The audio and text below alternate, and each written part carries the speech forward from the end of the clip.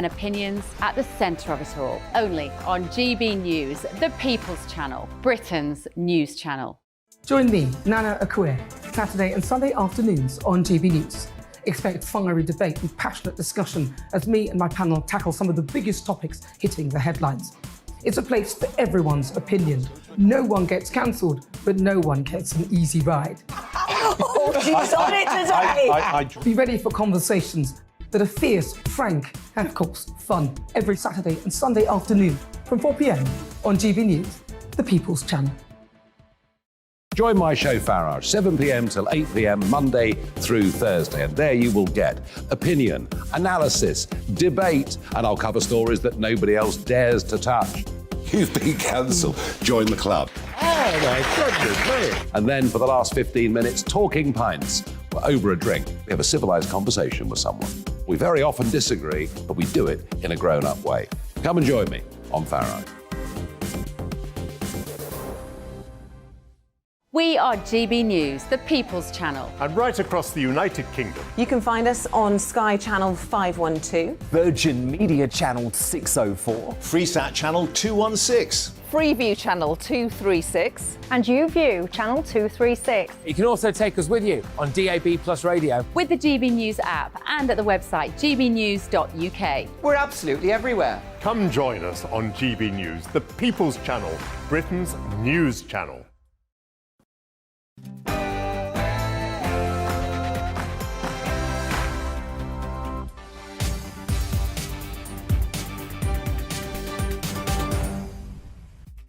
Hello and welcome to GB News Live with me, Mark Longhurst. And coming up this Thursday, it's interest rate day, so in a matter of moments we'll find out whether the Bank of England has raised its base rate, bringing fresh pain to mortgage holders and, of course, having a broader impact on the cost of living. Our business and economics editor, Liam Halligan, with us to join us and discuss the decision, what it means for you. Thousands of nurses on strike today in their dispute over pay and conditions. They say staff shortages mean patients are being neglected, while low salaries mean some nurses have had to use food banks. We'll be live to the picket lines and hear directly from those nurses and how they're getting on. Part 2 coming up too of Harry and Meghan's documentary series. It's officially dropped on Netflix. So more claims, more revelations, including the Duke and Duchess of Sussex suggesting the institution had blocked Harry from seeing his grandmother, the Queen, and that his brother William had screamed and shouted at him. Well, you can scream and shout at us at gbviews at gbnews.uk. Before that, though, latest news headlines with Rhiannon.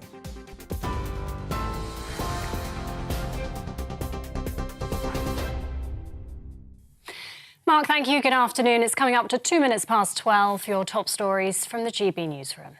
Tens of thousands of nurses across parts of the UK are taking part in the biggest strike in NHS history. Picket lines have been set up in England, Wales and Northern Ireland in the first of 2 12-hour strikes over pay. Staff will continue to provide some urgent care, but routine surgery and other planned treatment will be disrupted.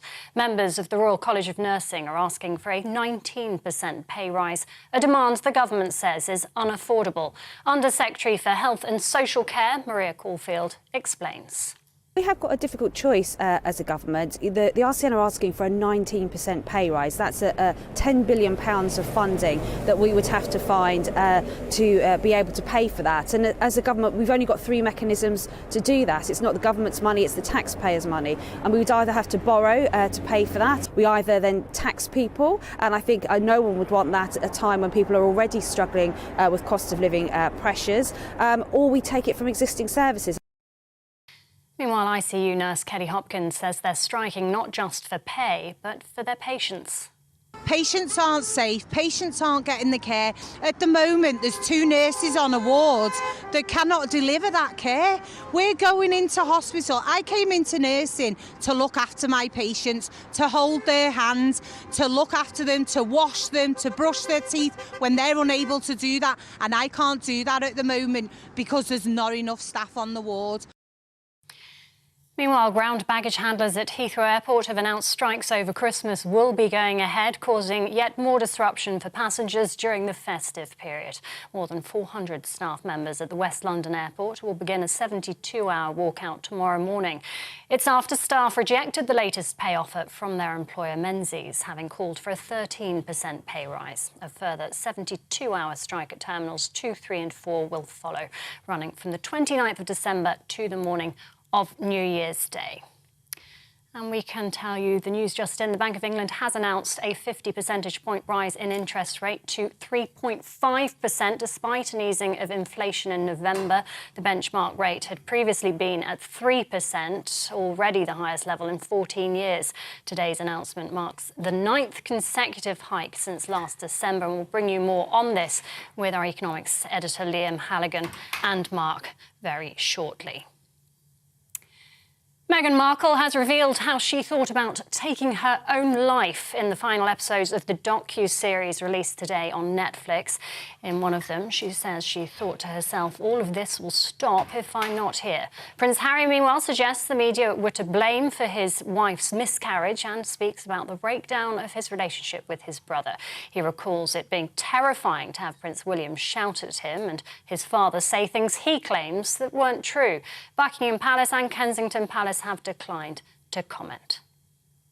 I would far rather get destroyed in the press than play along with this game or this business of trading. And to see my brother's office copy the very same thing that we promised the two of us would never ever do, that was heartbreaking. Authorities are continuing their search for 4 migrants believed to be missing after a boat partially deflated in the English Channel. 4 people have died. It's after a boat with 47 people on board capsized off the Kent coast yesterday morning. British authorities and lifeboat services, as well as the French Navy, were all involved in the rescue operation. The Prime Minister's told MPs there's been a tragic loss of human life. Thousands of people in Shetland are facing a 4th day without power as snow and freezing temperatures continue to grip the UK. Almost 2,500 homes are still without electricity as heavy snow fell on cables earlier this week. More than 120 extra engineers have been drafted in to help reconnect. They're warning it's likely to be the end of the week before power is restored to all properties. Some security rules on carrying liquids and items such as laptops and airport hand luggage are to ease. The government set a deadline for June 2024 for major UK airports to install new security technology. It'll allow passengers to carry up to 2 litres of liquid in their hand luggage. That's up from the current 100 mils. And there'll be no need to remove electrical items from bags at security. And 3-time Wimbledon champion Boris Becker has been freed from jail today and will be deported from the UK. The 55-year-old German tennis star served just 8 months of a 2.5-year sentence for bankruptcy offences. He was convicted in April of hiding £2.5 million worth of assets and loans to avoid paying his debts. This is GB News. We'll bring you more as it happens. Now, though, it's back to Mark alongside Liam.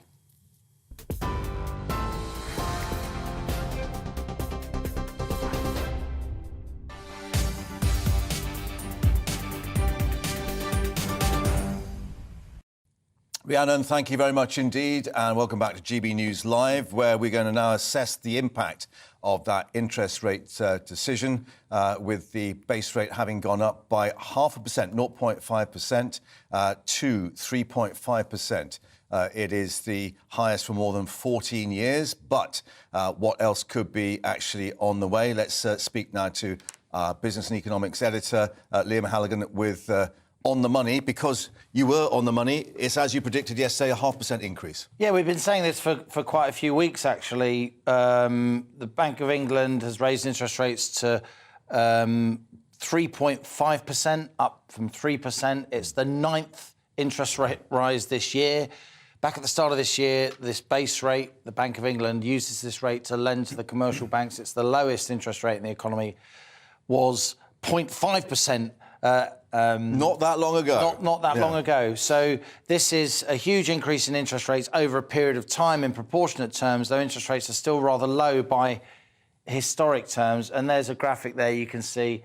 Back in 2017, rates were low in the aftermath of the global financial crisis. They were nudging up and up. Then we had the pandemic there in 2020, and rates went down to those emergency levels, down to 0.25% for some time. And then you see the step increases throughout 2022. So this will push up, I'm afraid, more variable rate mortgages, personal loans, credit card bills, and so on. At a time when, of course, people are really hurting and we're heading to recession. However, it is the case that it could have been 0.75. It could easily have been 0.75. So why didn't the Bank of England go for 0.75, 0.75%, because that's what it did last month? I think there are a couple of reasons, Mark, broadly. The first is that the economy is now slowing quite seriously. We had those numbers from the Office for National Statistics just last week saying in the last quarter to October, the 3 months to October, the economy shrank, and it's looking as if it will shrink in this quarter as well. That's a recession, 2 successive quarters.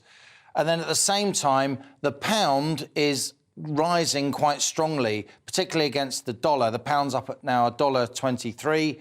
It was down at $1.17, $1.18 just a month ago. So again, that's a big proportionate increase. That stronger pound, that means that when we import things, particularly fuel, oil and so on, priced in dollars, that is cheaper, and that helps us to bear down on inflation. So this isn't great news, but it could be worse. It could have been worse. And clearly the important thing today as well is that we get the Bank of England indicating in its briefing what it thinks is going to be happening.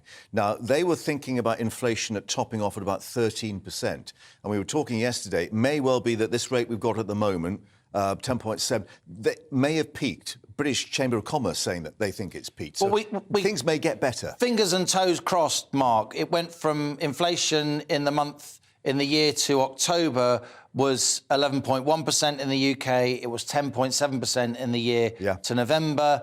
So hopefully that means it's going to start coming down now. I've warned repeatedly here on GB News, one school that we could see is if there's more a kind of uptick in the strife between Russia and Ukraine that pushes up gas and oil prices, or an even colder snap here in Western Europe.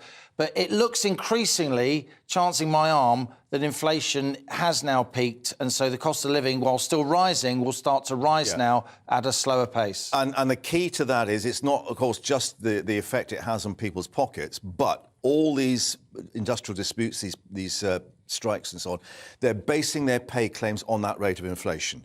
So if that comes down, it buys the government a bit of wriggle. A lot of these negotiations, they're not just about pay increases this year, they're about pay increases next year. So, for instance, the government, we're told, we're not quite sure, offered some of the rail workers around 5% this year and 5% next year. That 5% next year, again, we don't know, but that may be above the rate of inflation next year.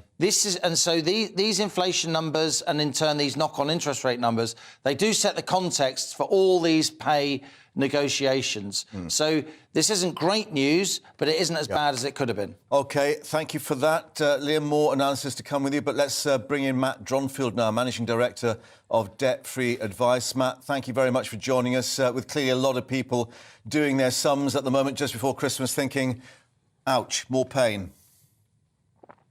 Absolutely. For so many working families right now, this really is the nightmare before Christmas.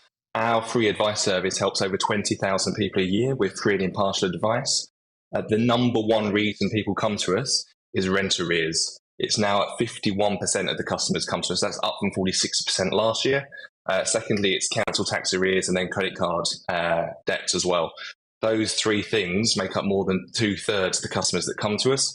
And these interest rate rises are even going to affect people with variable rate mortgages or people that are renting. Their landlords are going to put up their rents fairly shortly after this announcement today as well.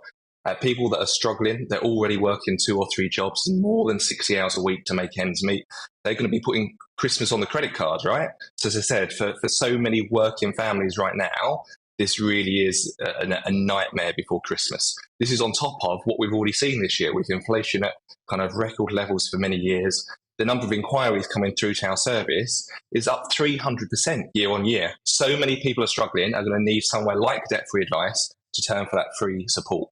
Right. However, the problem being that this is the only weapon that the Bank of England has got, and the government, of course, in terms of monetary policy, to actually bear down on inflation. And clearly, it may be that people have got to try and survive as long as they can until things get better in the spring and next summer.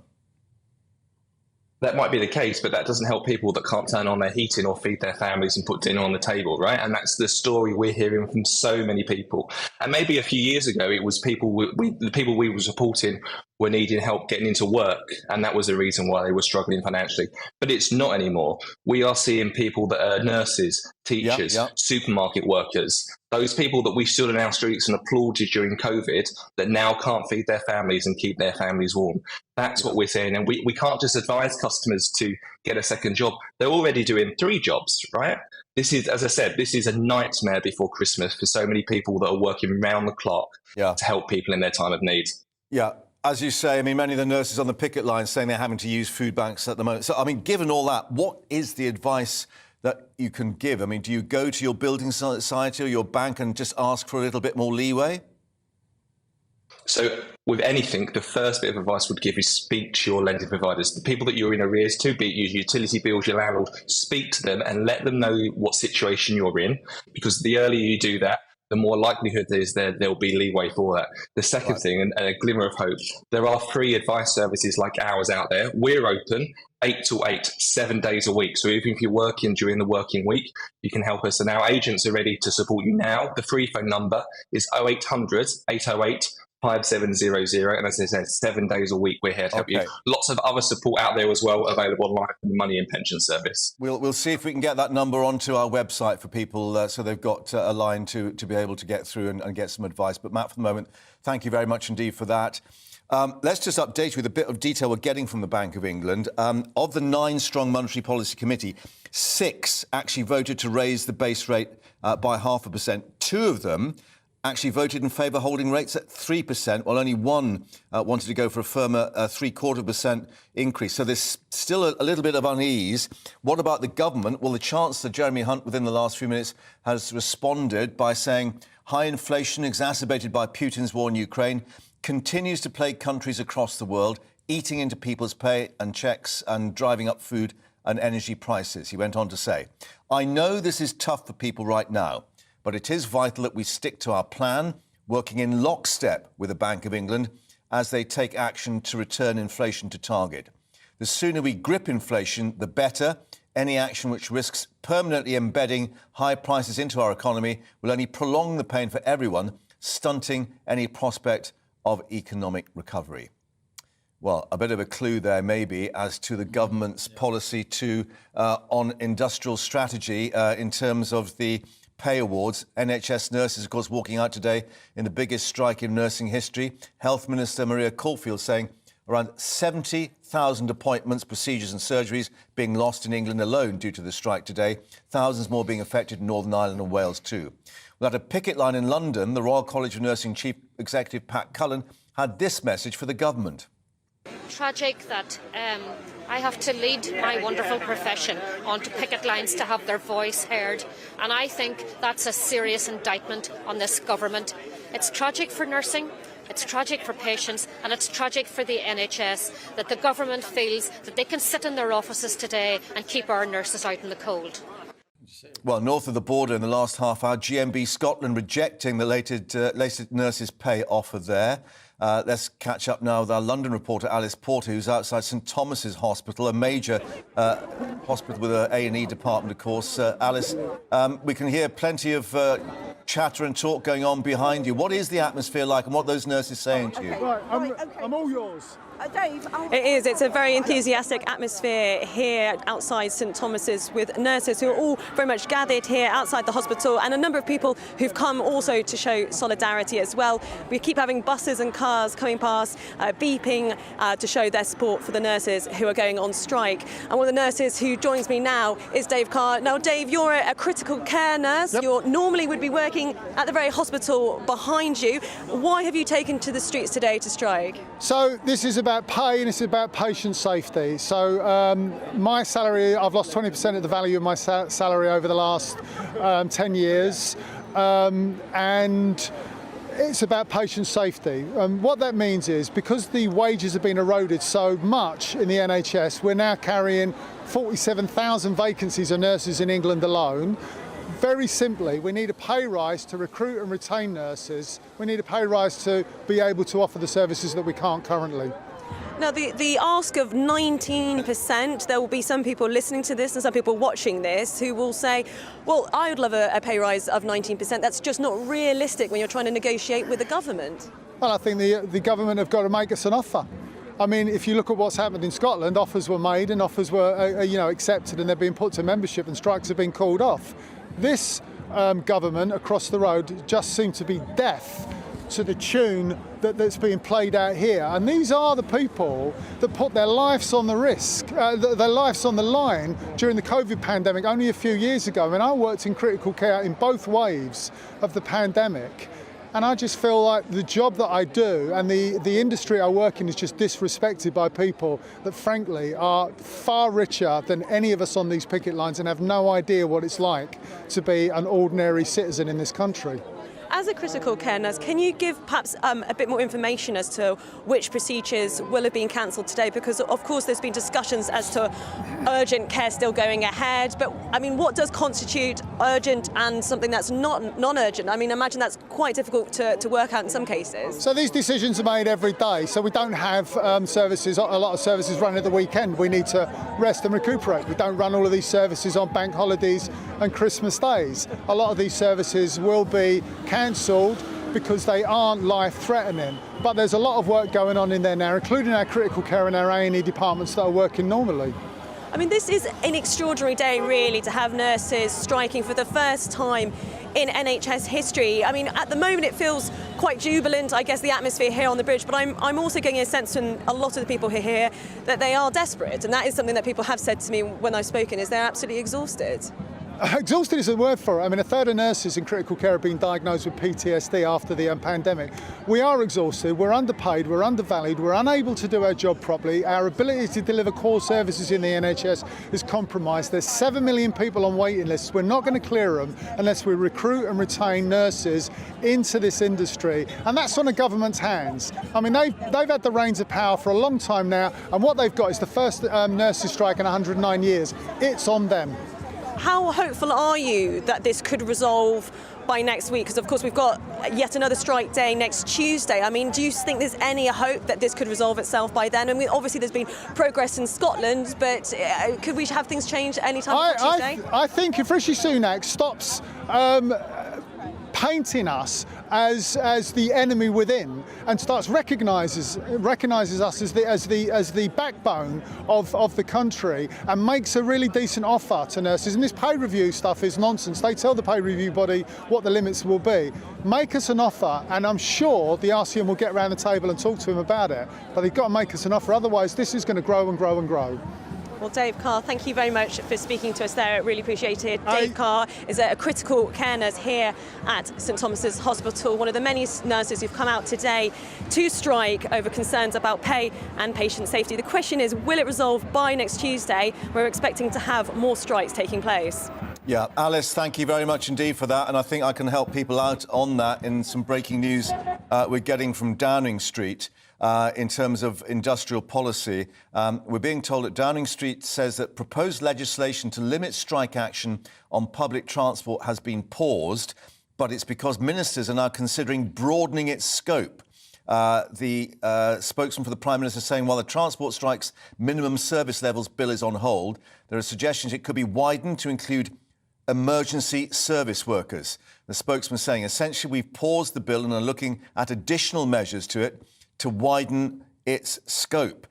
Clearly, they're upping the ante, and there's suggestions that, of course, they were looking towards health workers and other emergency workers, fire service workers and police as well. More reaction to that as we get it, but let's head back to the current dispute with the nurses. Joining us now is NHS GP Dr Sarah Kayat. Thank you very much for joining us once more on GB News. How has it affected you today at the GP's practice in terms of referring people on to hospital and A&E care? So So we have been sent emails from various trusts telling us that, yes, we're going to have some issues with routine care, but in terms of emergency care, it is still ongoing. And I know that the trusts were working with the Royal College of Nurses to ensure that all emergency and urgent services are still provided. So, we have had patients that are obviously very disappointed that their routine appointments may not have been going ahead today and on these strike days, but hopefully the emergency services are still there for all of our patients. A lot of people are very anxious, of course. I mean, you only got to look out at the pavements with the state of the icy surfaces for people, with sprains and falls and breaks and so on. That means probably they would still get treated today? Yeah, so I think, as I say, urgent care centres are still open, emergency care centres are still open, so A&E and children's A&E departments are all still open and still functioning. Where possible, other colleagues have stepped up to try and take on any of the burden that is being, left in terms of, holes that are being left by the strike. But in all honesty, I wholeheartedly support this strike and I stand with them in solidarity. So yes, we are going to have some patients who are disappointed today and over these strike days, but I think for the longer term patient safety, it's actually a really positive step that they're taking to do this. Yeah, latest figures too, ambulance handover delays hitting a new high. 1 in 6 patients last week waiting more than an hour. And it does seem that the nurses are not just talking about the pay situation, but the whole structure of the NHS and how it's failing to cope and actually provide a proper service.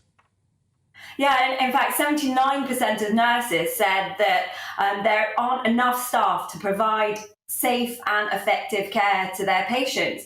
And that's an alarming number, but that's not new. We've had the same issues previously. And if you remember the junior doctors strike a few years back, where they said very, very similar things. So I think this is just a pattern where we're recognising that the NHS is under-resourced and understaffed. Sarah, thank you very much indeed for joining us. We'll let you get back to work in your busy surgery. Thank you very much indeed. Now, coming up here on GB News Live, the next 3 episodes of the Harry and Meghan saga. Yes, they've landed on Netflix. What have they got to say this time? We'll be updating you in a moment.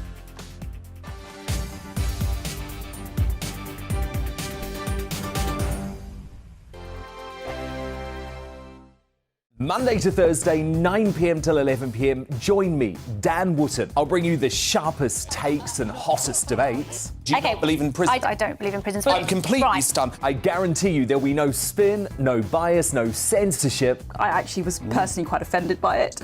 And no reason to go to bed. So I guess they've always been quite woke. That's Dan Wootton tonight on TV, radio and online. Monday to Thursday from 9 p.m. till 11 p.m. on GB News. The People's Channel, Britain's news channel. Every morning from 6 o'clock, we'll wake you up with GB News Breakfast with all the stories you didn't know from the night before. So whether it's serious news, entertainment, or your own views from all over our great nation, we're here to kick off your day with a smile. The national media should be reflecting and reporting what's happening here. You will notice the northwestern accents. Whether you're with us on TV, radio, or online, every morning, it's breakfast from 6 a.m. Hope you can join us. Join me every Sunday at 6 p.m. for Gloria Meets. In exclusive interviews, I'll be finding out who our politicians really are and what they really think. It's something that you would never want anyone to suffer. I didn't know what channels there were. I didn't think I'd be believed. I must have weighed about 7 stone and I'm 5'8". My instincts was to sort of cover this up. I mean, clearly that was a mistake. Join me every Sunday at 6 p.m. on GB News, the People's Channel, Britain's news channel.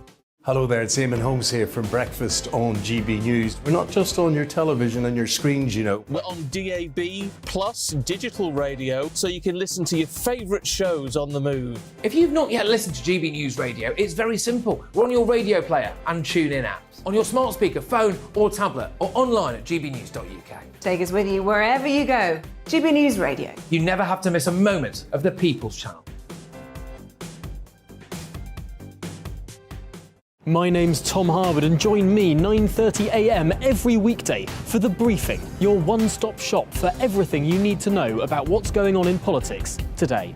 I wonder if this is a deal that might need to be like the biscuits in this factory, twice baked. Is there not an opportunity here to win out against the extremes? Tom Harwood, GB News. What are you going to do about it?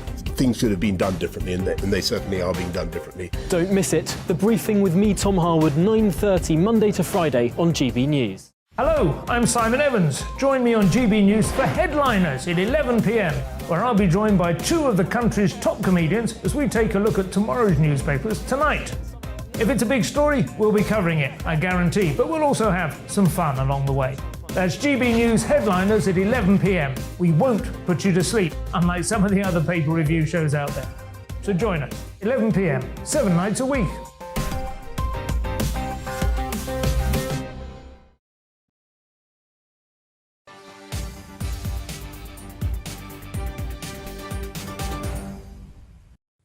Welcome back to GB News Live. So we've had the decision by the Bank of England to up the base rate of interest again by 0.5%. Not as much as perhaps some people were suggesting, but plenty of reaction. Labour's Shadow Chancellor Rachel Reeves saying today's rate hike further evidence that the government has lost control of the economy, harming growth and leaving millions of working people paying a Tory mortgage penalty for years to come. What is that mortgage penalty? Well, Liam's been doing some figures for us, joining us in the studio once more. Because, Liam, part of the problem is we were talking about all these fixed-rate deals coming to an end and people reassessing what they'll be paying in the new year. There's going to be quite a jump for some people.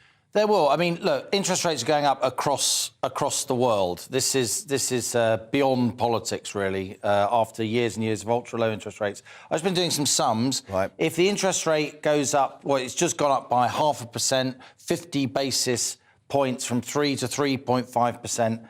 For every £100,000 you have on your mortgage, that's an extra 25 quid a month, or an extra £300 a year. After tax, of course, because you pay your mortgage after your tax. So that really is quite chunky. But just briefly, Mark, you've got a lot to get through. I also want to mention how unusual it is that the MPC is split. There are 9 economists on the MPC, including the governor and the deputy governor. 6 of them went for this 0.5% increase, which is why it happened. 6 out of the 9, that's a majority. Majority vote, yeah. But of the other 3... 2 of them want interest rates to stay where they are, at 3, or where they were, and the other one wanted us to go all the way up to 3.75. And these are the experts. So this is the point I'm making. Yeah. There are now very, very smart people on both sides of this argument.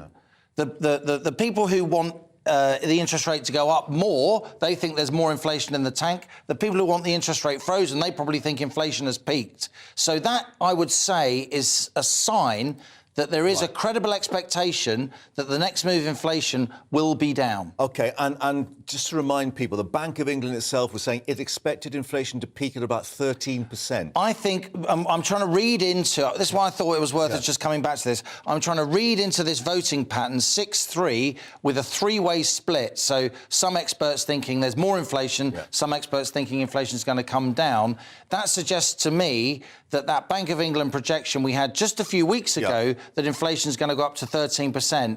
They're probably rewriting that projection as we speak. And just to remind people that as well as the decision on base rate, we also get the Bank of England's thinking today. Yep, there will be a press conference. There'll be all kinds of entrails to be examined, tea leaves to be read, and I'll be back. I was going to say, guess what you're doing this afternoon? Right, thank you for that. Coming up here on GB News Live, we'll update you from Dover with Mark White on this continuing search for the missing migrants after yesterday's tragedy in the English Channel. First, a news update with Rhiannon.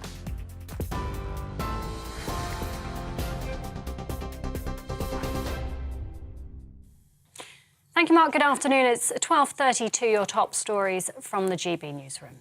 Tens of thousands of nurses across parts of the UK are taking part in the biggest strike in NHS history. Picket lines have been set up in England, Wales and Northern Ireland in the first of 2 12-hour strikes over pay. Staff will continue to provide some urgent care, but routine surgery and other planned treatment will be disrupted. Members of the Royal College of Nursing are asking for a 19% pay rise, a demand the government says is unaffordable. Authorities are continuing their search for 4 migrants believed to be missing after a boat partially deflated in the English Channel. 4 others died when a boat with 47 people on board capsized off the Kent coast yesterday morning. British authorities and lifeboat services, as well as the French Navy, were all involved in the rescue operation. The Bank of England has raised its base interest rate from 3% to 3.5%, the highest level in 14 years. That's the 9th consecutive rise as it battles against inflation. The Chancellor says he acknowledges times are tough, but that the government's working with the Bank of England to reduce inflation. Ground baggage handlers at Heathrow Airport have announced strikes over Christmas will be going ahead, causing yet more disruption for passengers during the festive period. More than 400 staff members at the West London Airport will begin a 72-hour walkout from tomorrow morning. It's after they rejected the latest pay offer from their employer Menzies, having called for a 13% pay rise. A further 72-hour strike at Terminals 2, 3 and 4 will follow, running from the 29th of December to the morning of New Year's Day. And it's understood 3-time Wimbledon champion Boris Becker has been freed from jail today and will be deported from the UK. The 55-year-old German tennis star served just 8 months of a 2.5-year sentence for bankruptcy offences. He was convicted in April of hiding £2.5 million worth of assets and loans to avoid paying his debts. TV online and DAB+ radio, this is GB News. Don't go anywhere. Mark will be back in just a moment.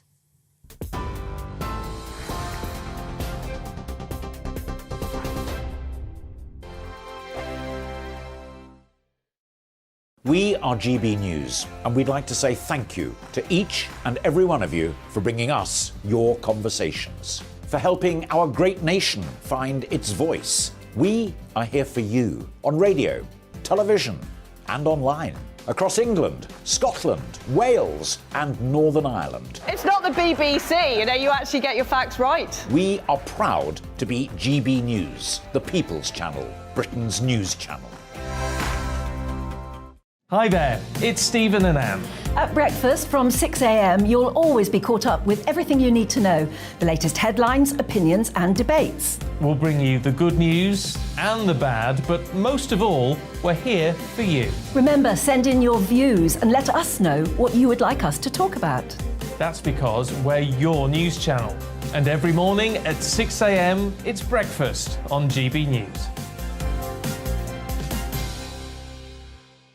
Monday to Thursday on GB News, it's Bev Turner Today from 10 a.m. We're going to be here for you, our GB News family, to keep you up to date, but also make you smile. The guy went from puberty to adultery. And I can't wait to bring a few of my own opinions. I have no time for cultural totalitarianism. We'll engage in passionate, but always polite debate, with your thoughts and opinions at the centre of it all. Only on GB News, the People's Channel, Britain's news channel. Join me, Nana Akue, Saturday and Sunday afternoons on GB News. Expect fiery debate and passionate discussion as me and my panel tackle some of the biggest topics hitting the headlines. It's a place for everyone's opinion. No one gets cancelled, but no one gets an easy ride. Oh, she's on it today! Be ready for conversations that are fierce, frank, and of course, fun. Every Saturday and Sunday afternoon from 4 p.m. on GB News, the People's Channel. Join my show Farage, 7 p.m. till 8 p.m. Monday through Thursday, and there you will get opinion, analysis, debate, and I'll cover stories that nobody else dares to touch. You've been cancelled. Join the club. Oh my goodness me! And then for the last 15 minutes, talking pints. We're over a drink. We have a civilised conversation with someone. We very often disagree, but we do it in a grown-up way. Come and join me on Farage. We are GB News, the People's Channel. And right across the United Kingdom. You can find us on Sky Channel 512. Virgin Media Channel 604. Freesat Channel 216. Freeview Channel 236. And YouView Channel 236. You can also take us with you on DAB+ radio. With the GB News app and at the website gbnews.uk. We're absolutely everywhere. Come join us on GB News, the People's Channel, Britain's news channel.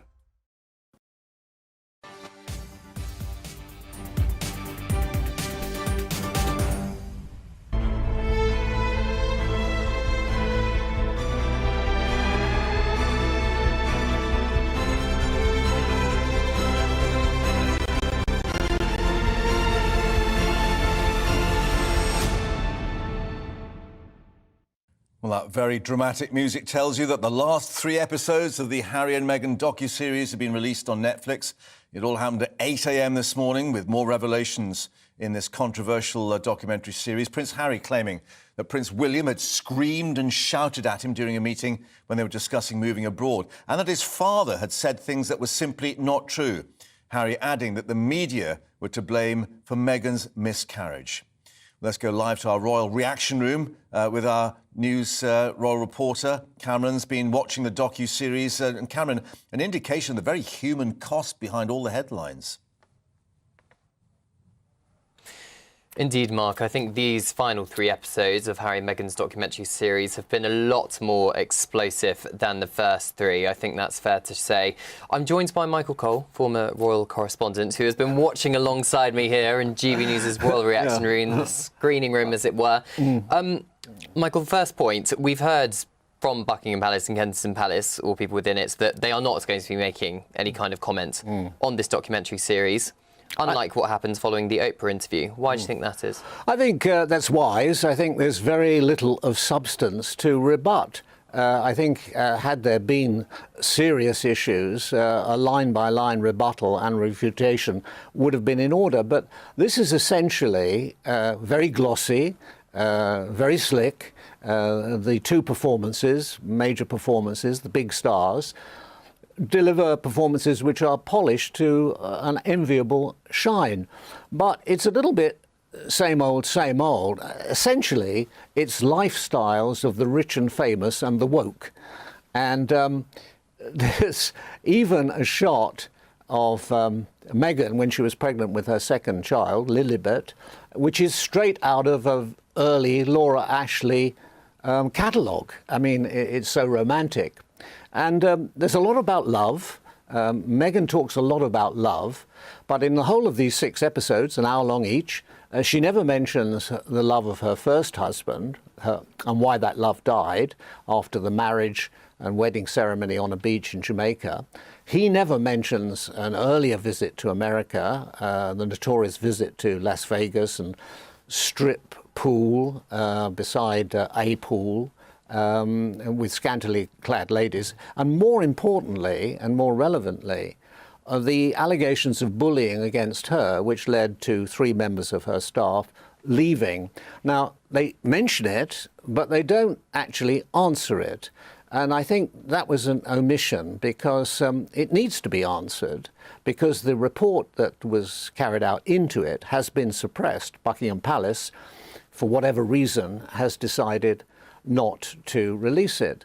But, you know, the interesting thing that I found was when Prince Harry said he doubted his ability to survive. I don't know what was so hard about living in a palace.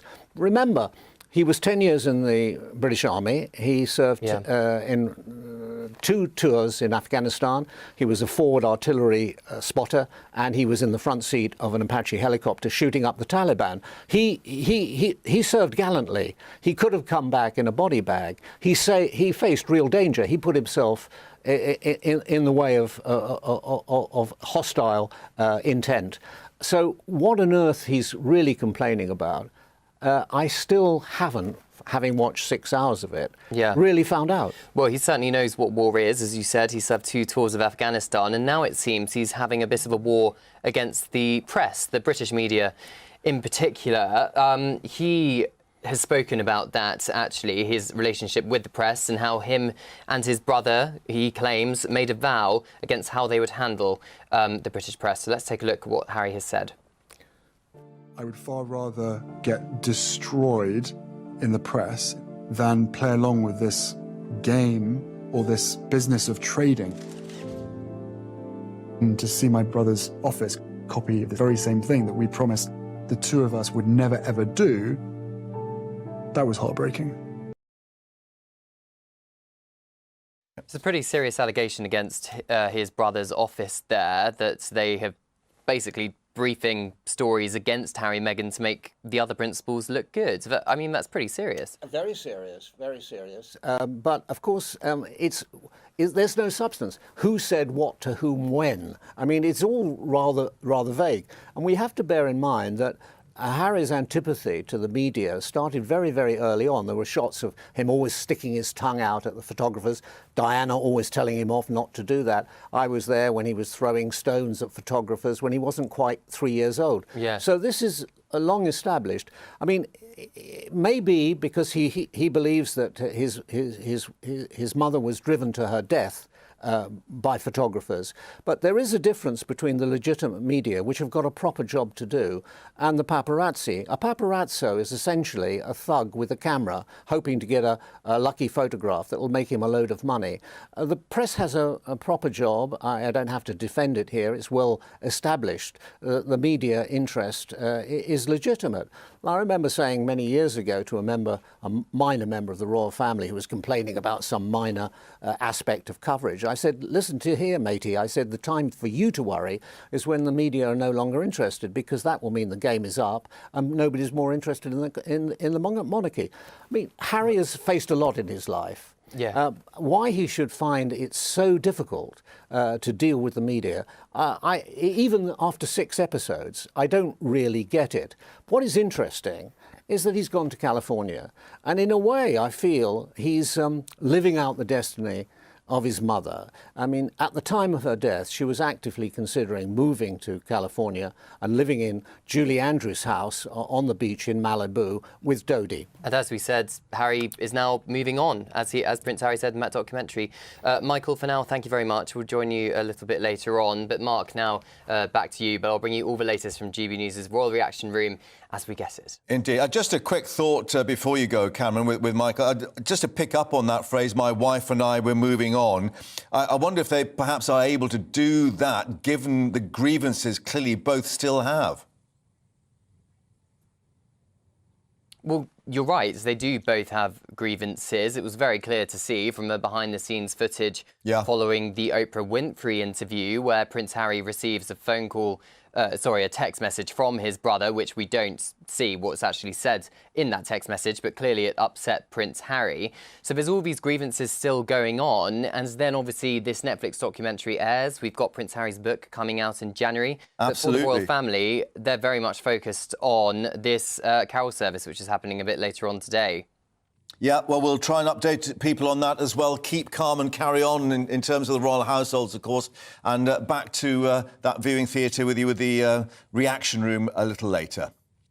But let's update you now with some more sobering news coming in from the Channel. It's believed that 4 people are still missing after that small boat carrying migrants capsized in the Channel in the early hours of yesterday, killing 4. Well, drones and helicopters have been searching the Channel overnight, with the search for those missing continuing this morning.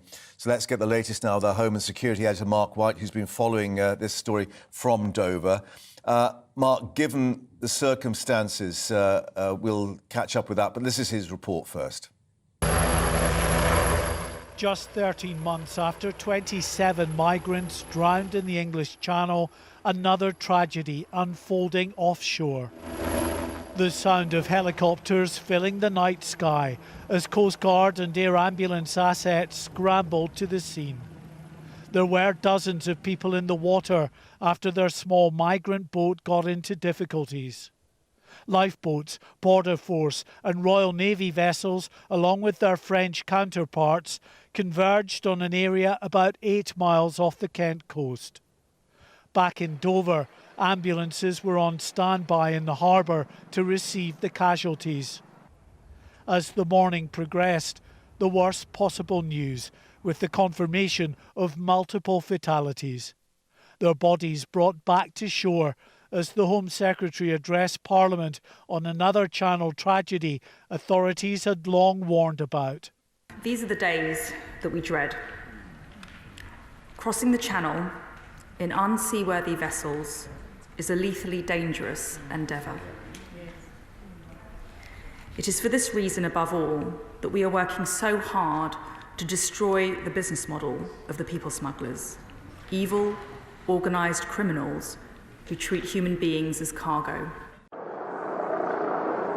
Even as the massive air and sea search operation continued, UK and French authorities had to respond to several other small boat sightings, picking up and transferring hundreds of migrants to Dover as the criminal gangs took full advantage of calmer weather conditions in the Channel.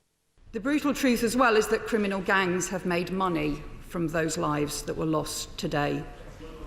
They have profited as people have drowned. Day after day, week after week, criminal gangs are putting lives at risk for money.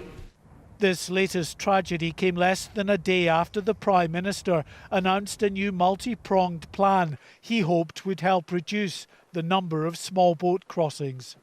Although the authorities in France and the UK have long warned about the dangers of trying to negotiate the English Channel in a flimsy small inflatable, there is no end to the number of people who seem to be willing to take that risk. And as far as the criminal gangs are concerned, well, they're not going to stop what is a lucrative multi-million-pound criminal enterprise. Even in these winter months, the Channel migrants will keep coming. Whenever the criminal gangs see a weather window, they'll launch en masse from French beaches. And sadly, individual tragedies will do nothing to deter them. Mark White updating us in Dover, and we'll be back to Mark as we get any more news about that search continuing. But let's speak now to Barrister Rebecca Butler, who's joining us. Rebecca, thank you for your time. These are the days we dread, said the Home Secretary. The fear is, of course, there could be other days like this ahead. Yeah, inevitably there will be. And of course, they look for calm crossings, but the water temperature is freezing at the moment. Yep. So, yes, we've always said it's a tragedy waiting to happen. But of course, those who push back against illegal dinghy crossings always got accused of racism. So now finally, Westminster has woken up to it because they realise that it is now an electoral issue that, that pretty much voters across the spectrum are concerned about. It's about time.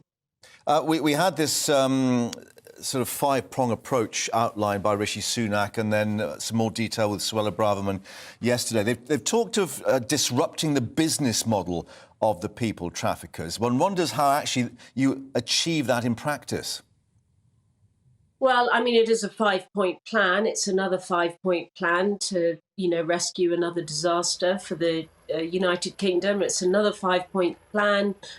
They are putting 700 staff in to stop the Channel crossings. So there's a new unit there.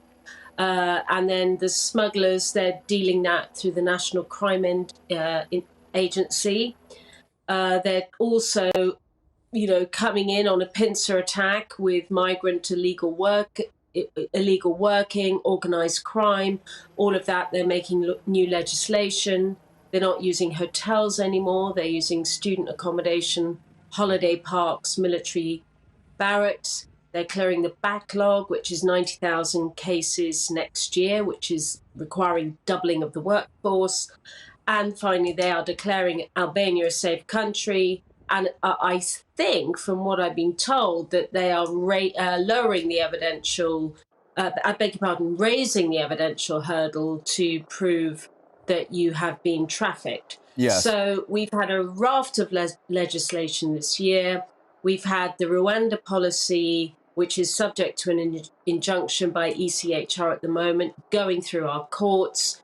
We've got 143,000 awaiting their preliminary decision. In my opinion, we need to double or even triple the money we give to France to stop them coming here in the first place. Until we do that, we are chasing our tails and stand no chance of resolving this, certainly before the next general election. Yeah. But, political capital was lost by Boris Johnson. Rishi's got no time to do this.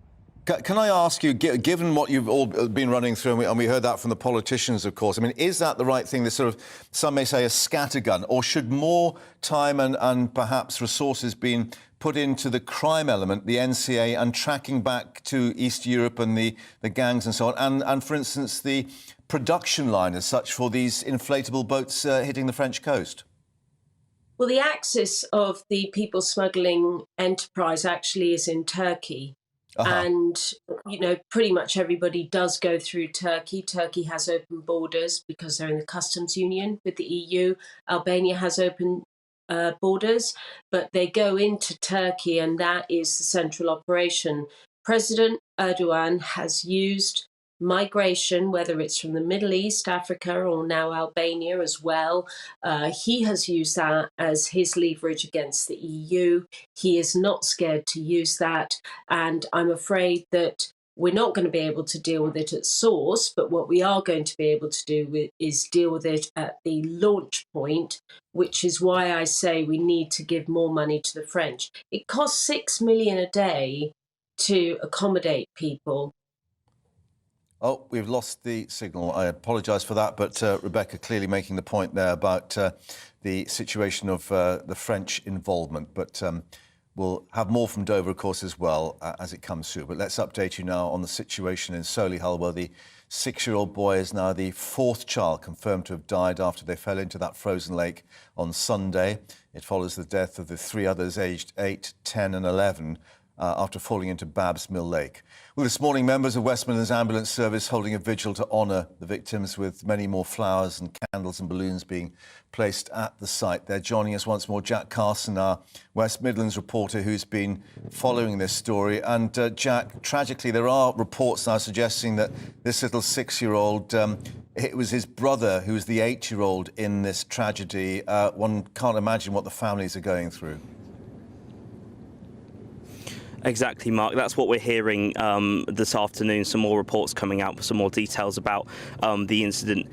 Specifically, as you said, we got the news last night that this 6-year-old was the 4th child and only other child involved in this incident. Of course, at the start of the week, the police were committed to searching this lake because we weren't sure, because they had differing witness reports, that there may have been up to 6 children involved in this incident. And there was a specialist diving unit from Nottinghamshire Police that was here on Tuesday. They were going underwater searching for possibly any more children that were involved in this incident, but they have now ceased that operation. That is finished.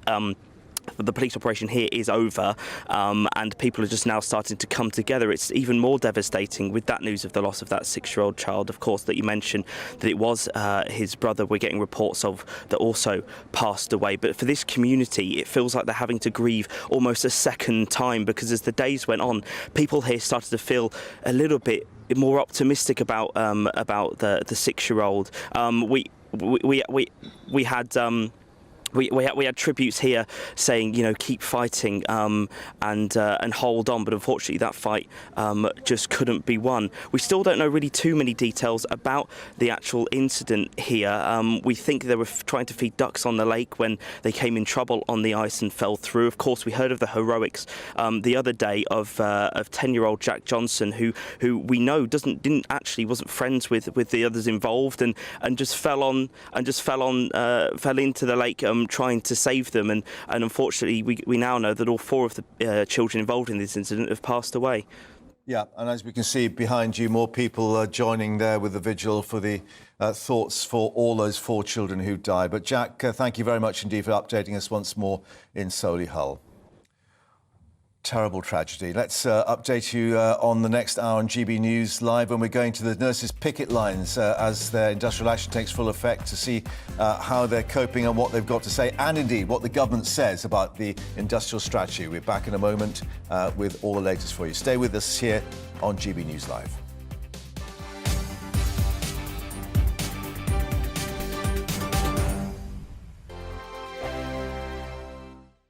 Monday to Thursday nights on GB News. At 6, it's Dubes & Co. 7 o'clock, Farage.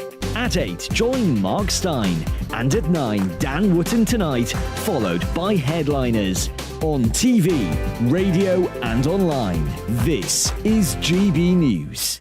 Here on GB News Live, we'll be keeping you in the picture, finding out what's happening across the country and finding out why it matters to you. We'll have the facts fast with our team of reporters and specialist correspondents. Wherever it's happening, we'll be there from 12 noon on TV, radio and online. GB News, the People's Channel, Britain's news channel. Hello, I'm Michelle Dewberry, and you can join me every weekday 6 till 7 on Jubes & Co. Me and my panel will get stuck right into the day's events, and I can tell you, in fact, I can warn you, expect some robust debate, some strong opinions and perspectives from both sides of the fence. It's about you at home as well. I love to read out all of your comments, or at least as many as I can. So join me, Michelle Dewberry, Monday to Friday, 6 till 7 on Jubes & Co. We are GB News, the People's Channel. Why not take us home with you by visiting the GB News shop at gbnews.store. You'll find all the official merchandise, a really good present actually for yourself, your friends or your family. We ship across the UK mainland at no extra cost. GB News, the People's Channel.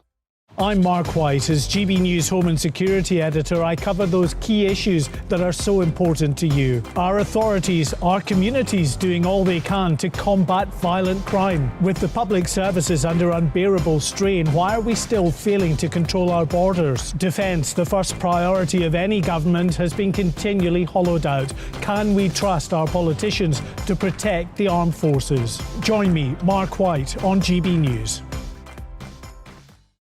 We are GB News, right across the nation. You can get us on television, on radio, on digital. We're absolutely everywhere. Amazing! You see, amazing! You remind me of me in the European Parliament. But here's the most important bit. We are not part of the mainstream establishment. We think and speak just like you do. We are the People's Channel. Magnificent. That's really, really thoughtful. Come and join us on GB News, the People's News Channel.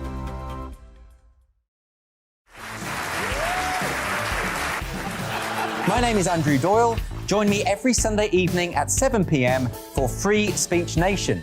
This is a show where we address current affairs and news stories of the week with the help of two wonderful comedian panellists. I brought in comics because I want to give it a lighter edge, and also they work for less.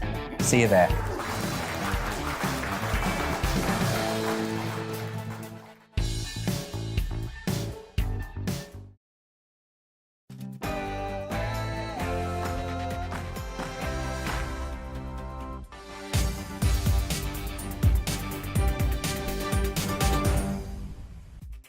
It's 1 o'clock and welcome to GB News Live with me, Mark Longhurst. And coming up this hour, thousands of nurses walking out today in their dispute over pay and conditions. The nurses saying staff shortages mean patients have been neglected, low salaries meaning some are having to turn to food banks. This is the RCN's Chief Executive, Pat Cullen.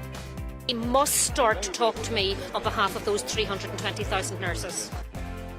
We'll be crossing live to the picket lines throughout the afternoon to get the latest. The Bank of England's raised the base rate of interest from 3 to 3.5%, the highest level in 14 years and the 9th consecutive hike. What does it mean for you? We'll be breaking down the figures with our business and economics editor, Liam Halligan. And the final part of Harry and Meghan's documentary series dropping on Netflix, and it's dropping more claims and revelations, including the Duke and Duchess of Sussex suggesting that the institution had blocked Harry from seeing his grandmother. And we want to hear your thoughts too on all the stories and how the interest rate might hit you. Email us as ever, gbviews@gbnews.uk. But time now for latest news headlines with Rhiannon.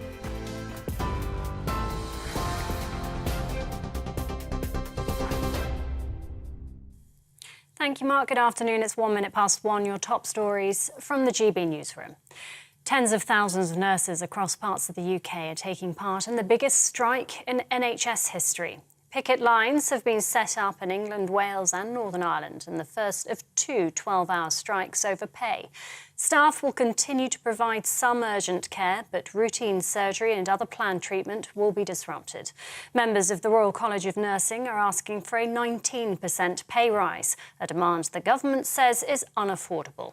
Under-Secretary for Health and Social Care, Maria Caulfield, explains. We have got a difficult choice as a government. The RCN are asking for a 19% pay rise. That's £10 billion of funding that we would have to find to be able to pay for that. And as a government, we've only got three mechanisms to do that. It's not the government's money, it's the taxpayers' money. And we would either have to borrow to pay for that. We either then tax people, and I think no one would want that at a time when people are already struggling with cost of living pressures, or we take it from existing services. Well, ICU nurse Kelly Hopkins says they're striking not just for pay, but for their patients. Patients aren't safe, patients aren't getting the care. At the moment, there's 2 nurses on a ward that cannot deliver that care. We're going into hospital. I came into nursing to look after my patients, to hold their hands, to look after them, to wash them, to brush their teeth when they're unable to do that. And I can't do that at the moment because there's not enough staff on the ward. Well, staying with strikes, ground baggage handlers at Heathrow Airport have announced strikes over Christmas will be going ahead, causing disruption for passengers during the festive period. More than 400 staff members at the West London Airport will begin a 72-hour walkout from tomorrow morning. It's after staff rejected the latest pay offer from their employer Menzies, having called for a 13% pay rise. A further 72-hour strike at Terminals 2, 3 and 4 will follow, running from the 29th of December to the morning of New Year's Day. The Bank of England has raised its base rate from 3% to 3.5%. It's the highest level in 14 years and the 9th consecutive hike. The Chancellor said he acknowledges times are tough, but that the government's working with the Bank of England to reduce inflation. The number of people that have died in an explosion at a block of flats in Jersey has risen to 9. The island's police force says it believes all residents are now accounted for. The cause of the blast, which happened in the early hours of Saturday morning in St Helier, is still under investigation. Meghan Markle has revealed how she thought about taking her own life in the final episodes of the docu-series released today on Netflix. Prince Harry, meanwhile, suggests the media were to blame for his wife's miscarriage, and he speaks about the breakdown of his relationship with his brother, Prince William. He recalls being terrifying to have Prince William shout at him and his father saying things he claims that weren't true. Buckingham Palace and Kensington Palace have declined to comment. I would far rather get destroyed in the press than play along with this game or this business of trading. And to see my brother's office copy the very same thing that we promised the 2 of us would never ever do, that was heartbreaking. Authorities are continuing their search for 4 migrants believed to be missing after 4 people have died when a boat with 47 people on board capsized off the Kent coast yesterday morning. British authorities and lifeboat services, as well as the French Navy, were all involved in the rescue operation. Thousands of people in Shetland are facing a 4th day without power as snow and freezing temperatures continue to grip the UK. Almost 2,500 homes are still without electricity as heavy snow fell on cables earlier this week. More than 120 extra engineers have been drafted in to help. They're warning it's likely to be the end of the week before power is restored to all properties. And 3-time Wimbledon champion Boris Becker has been freed from jail today and will be deported from the UK. The 55-year-old German tennis star served just 8 months of a 2.5-year sentence for bankruptcy offences. He was convicted in April of hiding £2.5 million worth of assets and loans to avoid paying his debts. This is GB News. We'll bring you more as it happens. Now, though, it's back to Mark.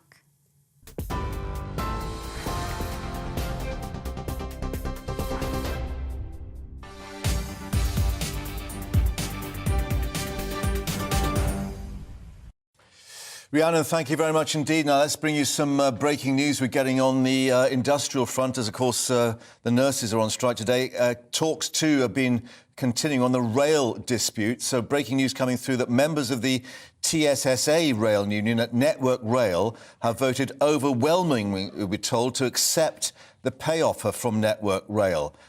So that's just coming through. We know that there were talks taking place between the RMT, Mick Lynch perhaps, and Hugh Merriman, effectively the Railways Minister today, but that other unions perhaps were involved in that. It does appear that there's been a breakthrough on this particular aspect. affect the TSSA members, I think mostly in signalling boxes and electrical staff rather than directly on the railway, what you might call more of a white-collar union, but an indication that perhaps things are moving on the rail dispute. We'll get more reaction to that as it comes through. No word yet, of course, on the situation with the RMT. As soon as we get that, we will bring that to you.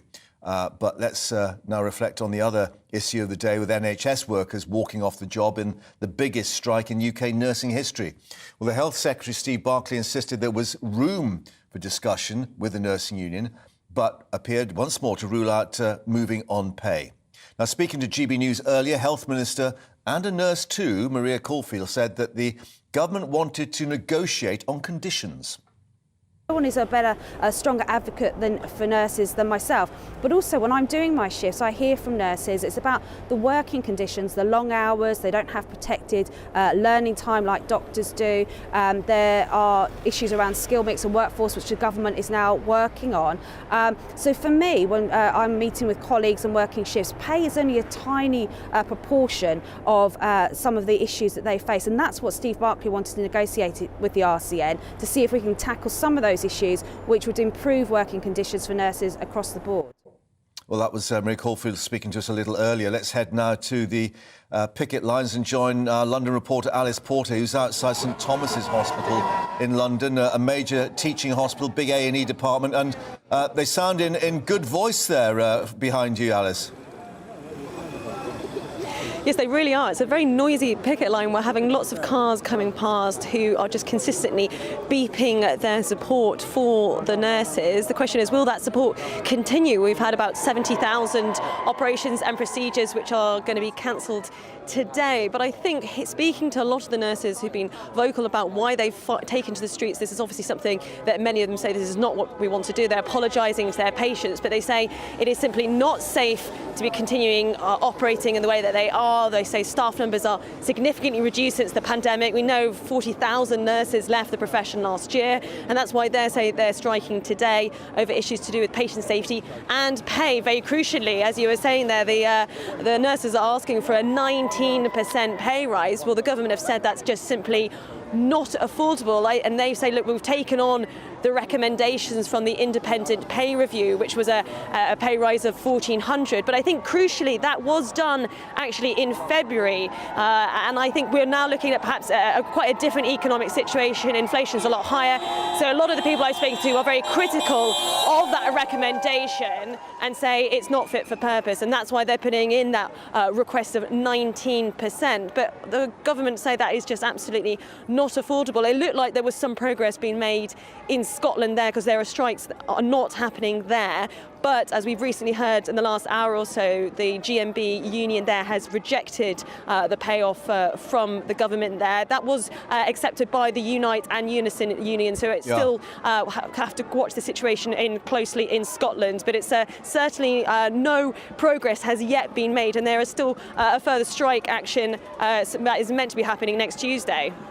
And it's interesting when we talk about the independent pay review body, because Pat Cullen for the RCN and indeed the GMB that you mentioned, who represents some of the ambulance drivers, basically saying that they didn't think it was an actually independent body, that the government had a substantial power over its set-up, review and appointment.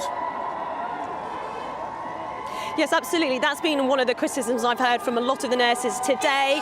I think you can look on both sides. I mean, I was actually listening to an interview earlier today with a former head of the independent pay review body. He very much refuted those claims and said that he'd been ahead of it under both a Tory and a Labour government. And so they would be very much strongly say that they are an independent pay review body. But I think the timing of their report in terms of now, I think some would argue that it's not perhaps fit for purpose. Where the economy was in February and where we are now is very different. And there have been other economic bodies that have sort of said that, you know, the nurses are basically working one extra day for free a week. And so whilst there may be the independent NHS body looking at funding, there's also been as many other reports from very notable bodies, the Nuffield Trust and places like that, who are putting a much stronger case forward for nurses needing a pay rise. Alice, while we've been speaking to you, there's a poll drop from Ipsos saying 4 out of 5 Britons worried about the NHS's ability to provide safe care for patients during the strikes. About 80% very or fairly concerned. However, from what we're hearing there, I mean, clearly they're getting a lot of support from those people driving by, beeping their horns and so on. I think so. I suppose the question is whether you're going to be personally affected by it or not. And I think they have clearly tried to mitigate against people who are in critical care, and that was something that Pat Collins has said, is that people who, any life-preserving treatment, that's the phrase that they're using, or critical care, they will still be cared for. And remember, in England, it's only a quarter of trusts which are being affected. It's almost entirely in Wales and the whole of Northern Ireland. So the situation is not so bad in England today, but crucially, we have, of course, got an enormous backlog of cases, and there will be people who've been waiting for important treatment. It may not be life-saving treatment, but it could be a very important, something like a hernia operation that you've been waiting a long time for. So I think the real question is whether these strikes are going to continue or not. And I think a lot of people I've spoken to are very resentful that the government didn't sit down to the table with the nurses in the way that the First Minister in Scotland did. And perhaps that might be a factor in why talks got off into a slightly better foot there, and there's been some progress made. But I think the reluctance from the government to initially sit down to the table perhaps hasn't done them any favours. And we've got another strike action next Tuesday, of course, in the run-up to Christmas. And it's a time when already the NHS often is struggling. Although many of the nurses I've spoken to, when I've said to them about, cancelled operations and procedures, they say that happens all the time. And in fact, one nurse said to me, there's better staffing levels today in some areas at the NHS than we would have normally. Oh, well, there's a consideration. Alice, thanks for updating us there on the picket line down at St Thomas's. Back to you, of course, a little later. But let's reflect on the other news we've been bringing you this lunchtime with an interest rate decision from the Bank of England. They've actually put the base rate up 0.5%.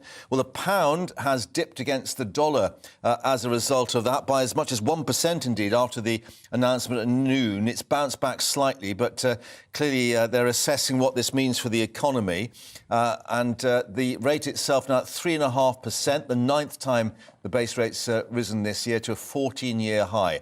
Well, Shadow Chancellor Rachel Reeves commented by saying, today's rate hike is further evidence that the government has lost control of the economy, harming growth, leaving millions of working people paying a Tory mortgage penalty for years to come.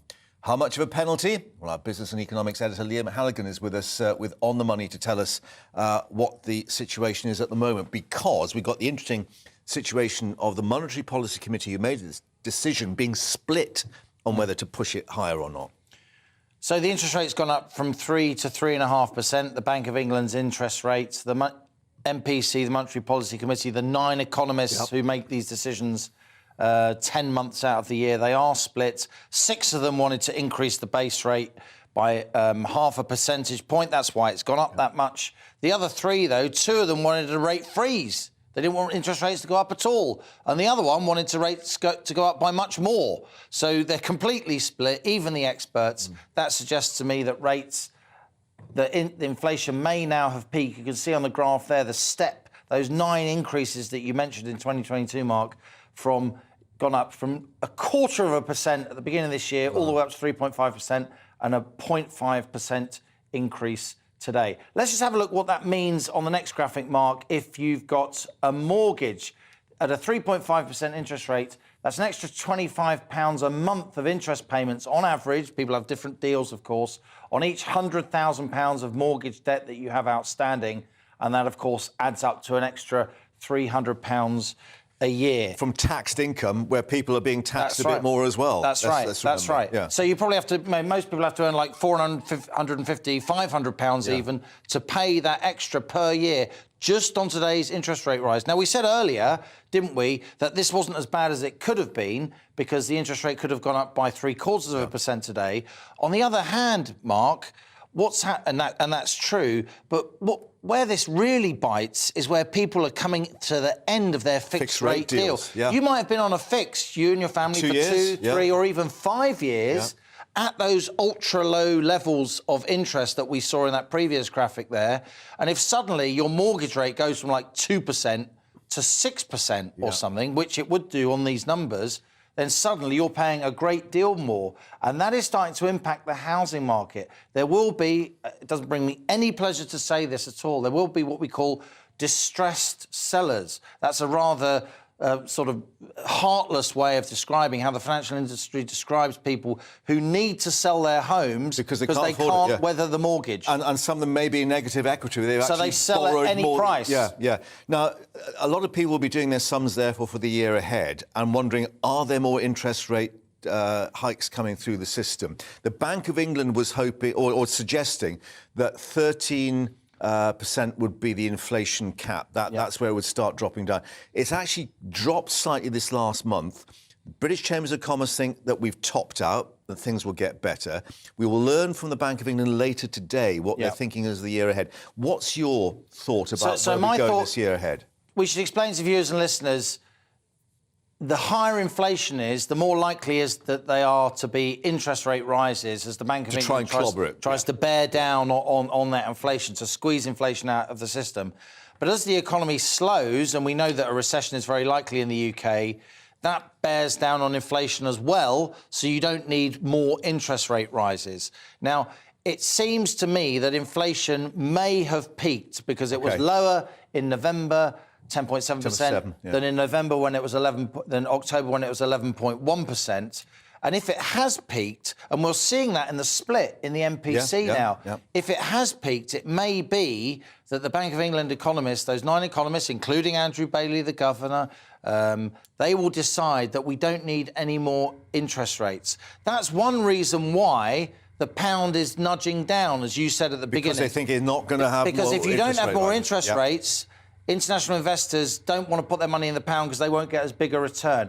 It's complicated, but for an awful lot of people, it's very, very simple. Their mortgage rates just went up, and if they're coming to the end of a fixed rate deal, they went up by a lot. But in all cases, by not as much as we thought they might have done, had the Bank of England raised interest rates by more. So more pain, but not as painful as it could have been. OK. Liam, thank you. And more analysis, of course, as we get that indication from the Bank of England what they think will happen in this year ahead. But let's update you now on the other breaking news this hour, that members of the TSSA union at Network Rail have voted overwhelmingly to accept the company's pay offer. But that does not, of course, include the RMT, still set to go ahead with their strike days. At the moment, we do understand there may be a meeting between Mick Lynch and Hugh Merriman, the Railways Minister. Well, joining us now, travel editor at The Independent, Simon Calder. Simon, thank you for your time as ever. A little glimmer of light, perhaps, for commuters.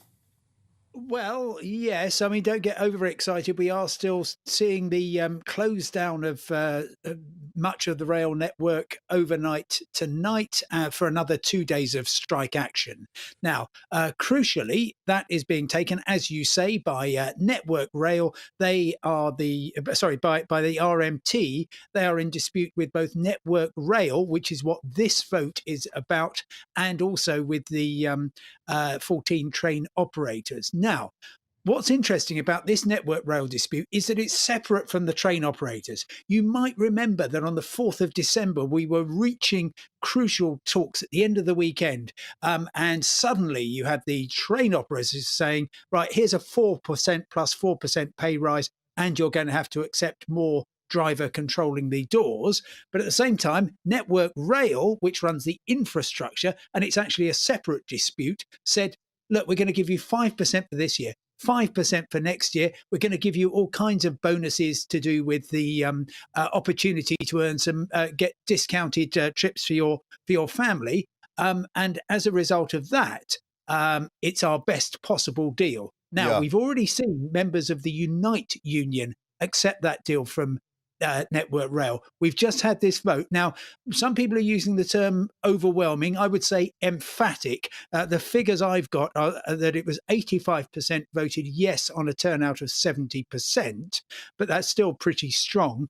Interestingly, Andrew Haynes, the chief executive of Network Rail, has been saying that the outliers in this dispute are now the RMT union, the main rail union, that it is a good offer relative to what everything else is happening in the country, and that people should accept. It's not going to get any better. But meanwhile, of course, the dispute with the 14 train operators goes on, and anybody who's planning to catch a train later on this evening, well, do check in advance. We will have thousands of trains running on Friday and Saturday, but those are not going to be operating on about half the country. And of course, as normal, I'm sorry to say, when these strikes take place, it's Wales and Scotland where travellers will suffer the most. Yeah, and whatever normal means, having been struggling with Thameslink today when supposedly the strike was over. However, let's just reflect on that issue of the RMT, of course, because it's not just about pay with them. The TSSA and Unite, of course, being in signal boxes and electronic control centres and so on. The RMT staff are on the trains, and it's not just pay, it's the whole issue of driver-only operation, about manning and about what happens on weekends and so on. Yes, and because it's two separate disputes, train operators and the infrastructure providers, it does get very, very cloudy. And both sides, both the government and the union, are happy sometimes to kind of elide the two, but they are very separate. And it might be that if we get a settlement, and bear in mind that we had a vote of 64% of RMT members rejecting this offer, but that was after their union rep said, reject this offer. It might be that we see a bit of movement there. If Network Rail can give a little bit more, it might well be that we get the RMT saying, OK, we'll have a recommendation to accept. That will improve things hugely, particularly for those rail travellers in Wales and Scotland, where Transport Wales, ScotRail, don't have any dispute with the RMT. They've settled all those rows, and it's just the fact that Network Rail does all the signalling, and that's why it wipes out 90% of trains in those countries. OK, Simon, for the moment, thank you. But clearly there'll be another dispute along in a moment, just like the trains. Thank you very much indeed. Indeed, coming up here on GB News Live, back to the front line of the NHS strikes. We'll be speaking to a neonatal intensive care nurse and hearing their story. Back in a moment.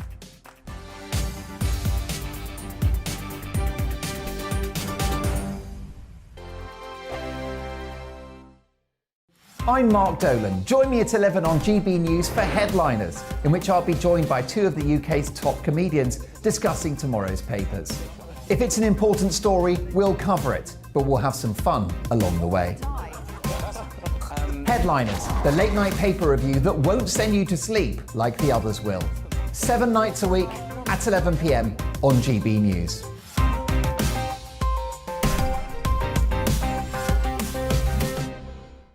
Monday to Thursday nights on GB News. At 6, it's Dubes & Co. 7 o'clock, Farage. At 8, join Mark Stein. And at 9, Dan Wootton Tonight, followed by Headliners. On TV, radio and online. This is GB News. Monday to Thursday, 9 p.m. till 11 p.m. Join me, Dan Wootton. I'll bring you the sharpest takes and hottest debates. Do you not believe in prison? I don't believe in prison. I'm completely stunned. I guarantee you there'll be no spin, no bias, no censorship. I actually was personally quite offended by it. And no reason to go to bed. So I guess they've always been quite woke. That's Dan Wootton Tonight on TV, radio and online. Monday to Thursday from 9 p.m. till 11 p.m. on GB News. The People's Channel, Britain's news channel. Join me, Lawrence Fox, on GB News. Frank, fun, fearless, and sometimes serious. Much as I love a Friday night punch-up, what I really want is a battle of ideas. I want to look at things differently. I want to hear different voices and engage with your unique experiences. Every Friday at 7 p.m. on GB News. Hello, I'm Esther McVeigh. And I'm Philip Davis. Whether you're watching or listening on TV, online or on radio, we handpick the latest stories, debates and expert opinions for your weekend. So whether that's politics, news or showbiz, we've got it covered. Join us every Saturday morning at 10 o'clock on GB News. Join me every Sunday at 6 p.m. for Gloria Meets. In exclusive interviews, I'll be finding out who our politicians really are and what they really think. It's something that you would never want anyone to suffer. I didn't know what channels there were. I didn't think I'd be believed. I must have weighed about 7 stone and I'm 5'8". My instincts was to sort of cover this up. I mean, clearly that was a mistake. Join me every Sunday at 6 p.m. on GB News, the People's Channel, Britain's news channel. Hello there, it's Eamon Holmes here from Breakfast on GB News. We're not just on your television and your screens, you know. We're on DAB plus digital radio, so you can listen to your favourite shows on the move. If you've not yet listened to GB News Radio, it's very simple. We're on your radio player and TuneIn apps, on your smart speaker, phone or tablet, or online at gbnews.uk. Take us with you wherever you go. GB News Radio. You never have to miss a moment of the People's Channel.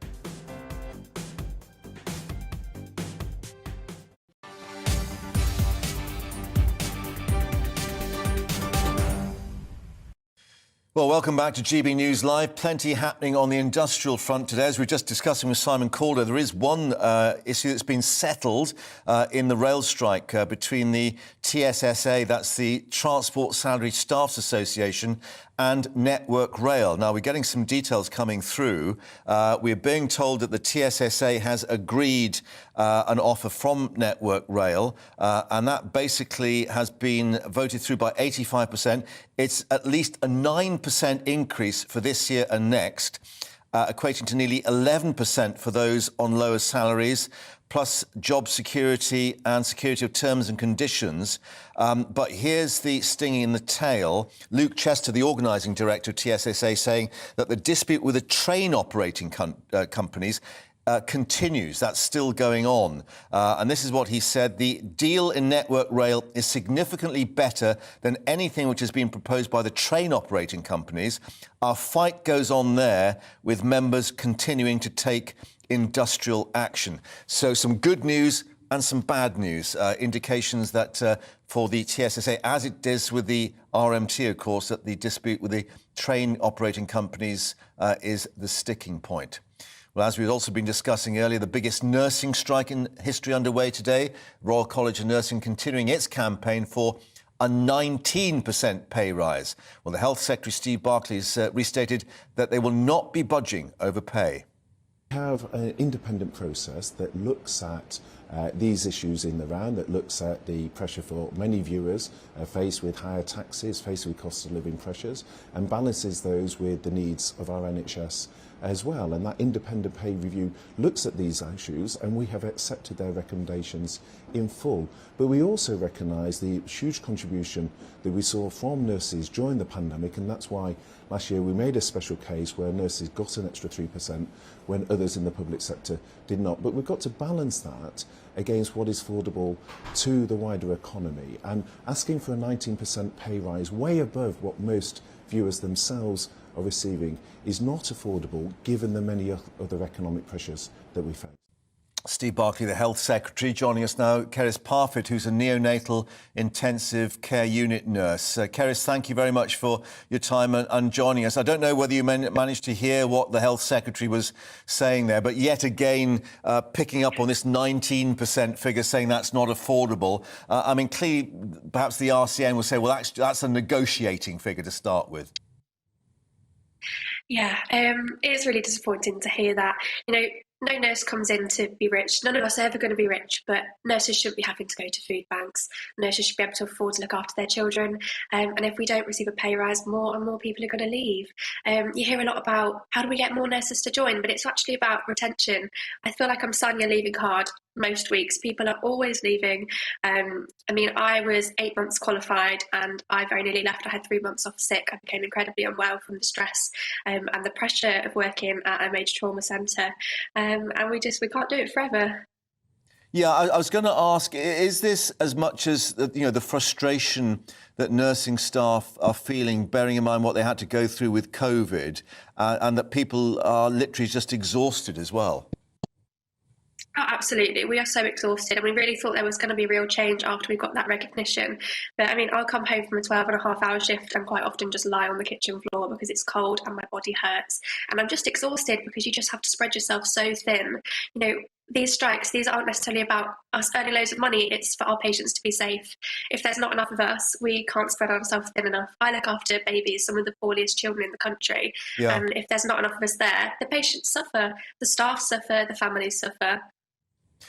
We're also getting an indication from people and the nurses how frustrated they are when then agency nurses are brought in to cover and they're earning 2 or 3 times what you are, and maybe they're not as expert or experienced. Yeah, and I don't blame them for leaving because we don't earn enough, and it's some of the only way that you can afford to look after your children. But it's so unfair on the rest of us who commit and work full. I mean, the other week I worked 70 hours because I know what happens when you're short-staffed, and it is so tempting. You do just want to leave and do agency and earn all that money, but then our NHS is just going to be gone one day if we do that. And you've got your babies to look after. Yes, very poorly ones. Yeah. OK, Keris. Well, I know you've got to run, but thank you for taking the time to speak to us, and good luck with caring for all those young little lives as well. Thank you very much indeed for your time. That was Keris' story. More to come, of course, from across the picket lines. Also coming up, Buckingham Palace refusing to rise to the latest accusations being made by Harry and Meghan. What are they accused of? We'll get the latest from the Royal Reaction Room. First, a news update with Rhiannon.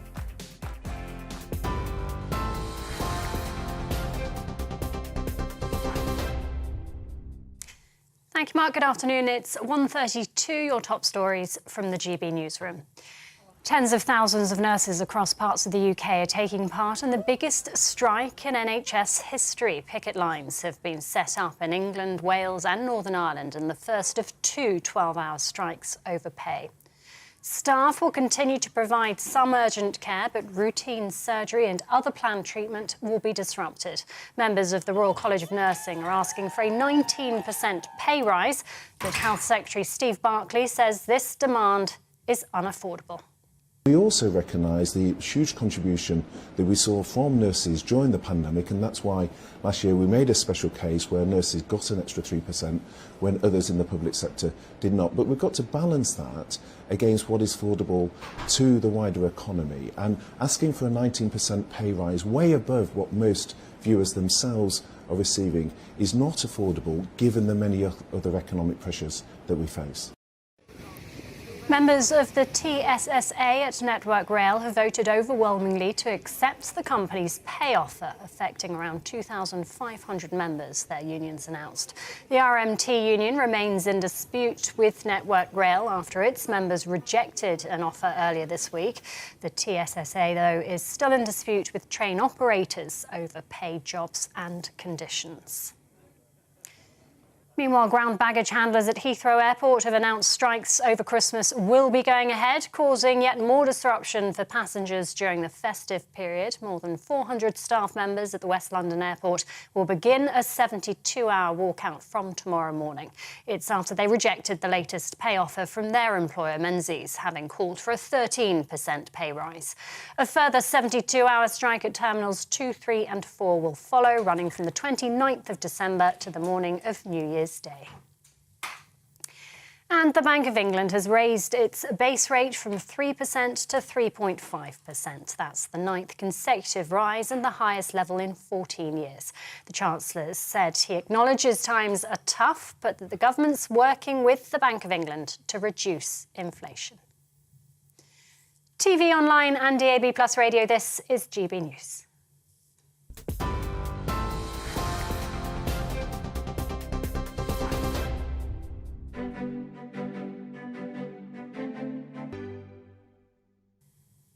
Here's a quick snapshot of today's markets. The pound will buy you $1.2308 and €1.1575. The price of gold is £1,444.57 per ounce, and the FTSE 100's at 7,460 points.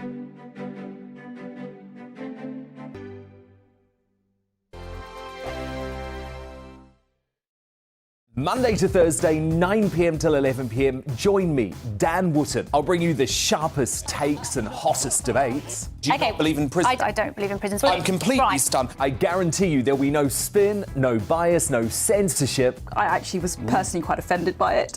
And no reason to go to bed. So I guess they've always been quite woke. That's Dan Wootton tonight on TV, radio and online. Monday to Thursday from 9 p.m. till 11 p.m. on GB News. The People's Channel, Britain's news channel. Every morning from 6 o'clock, we'll wake you up with GB News Breakfast with all the stories you didn't know from the night before. So whether it's serious news, entertainment or your own views from all over our great nation, we're here to kick off your day with a smile. And the national media should be reflecting and reporting what's happening here. You will notice the northwestern accents. Whether you're with us on TV, radio, or online, every morning it's breakfast from 6 a.m. Hope you can join us. Join me every Sunday at 6 p.m. for Gloria Meets. In exclusive interviews, I'll be finding out who our politicians really are and what they really think. It's something that you would never want anyone to suffer. I didn't know what channels there were. B, I didn't think I'd be believed. I must have weighed about 7 stone and I'm 5'8". My instincts was to sort of cover this up. I mean, clearly that was a mistake. Join me every Sunday at 6 p.m. on GB News, the People's Channel, Britain's news channel. Hello there, it's Eamon Holmes here from Breakfast on GB News. We're not just on your television and your screens, you know. We're on DAB plus digital radio, so you can listen to your favourite shows on the move. If you've not yet listened to GB News Radio, it's very simple. We're on your radio player and TuneIn apps, on your smart speaker, phone or tablet, or online at gbnews.uk. Take us with you wherever you go. GB News Radio. You never have to miss a moment of the People's Channel. My name's Tom Harwood and join me 9:30 a.m. every weekday for The Briefing, your one-stop shop for everything you need to know about what's going on in politics today. I wonder if this is a deal that might need to be like the biscuits in this factory, twice baked. Is there not an opportunity here to win out against the extremes? Tom Harwood, GB News. What are you going to do about it? Things should have been done differently, and they certainly are being done differently. Don't miss it. The Briefing with me, Tom Harwood, 9:30 Monday to Friday on GB News. Hello, I'm Simon Evans. Join me on GB News for Headliners at 11 p.m, where I'll be joined by two of the country's top comedians as we take a look at tomorrow's newspapers tonight. If it's a big story, we'll be covering it, I guarantee, but we'll also have some fun along the way. That's GB News Headliners at 11 p.m. We won't put you to sleep, unlike some of the other paper review shows out there. So join us, 11 p.m, 7 nights a week.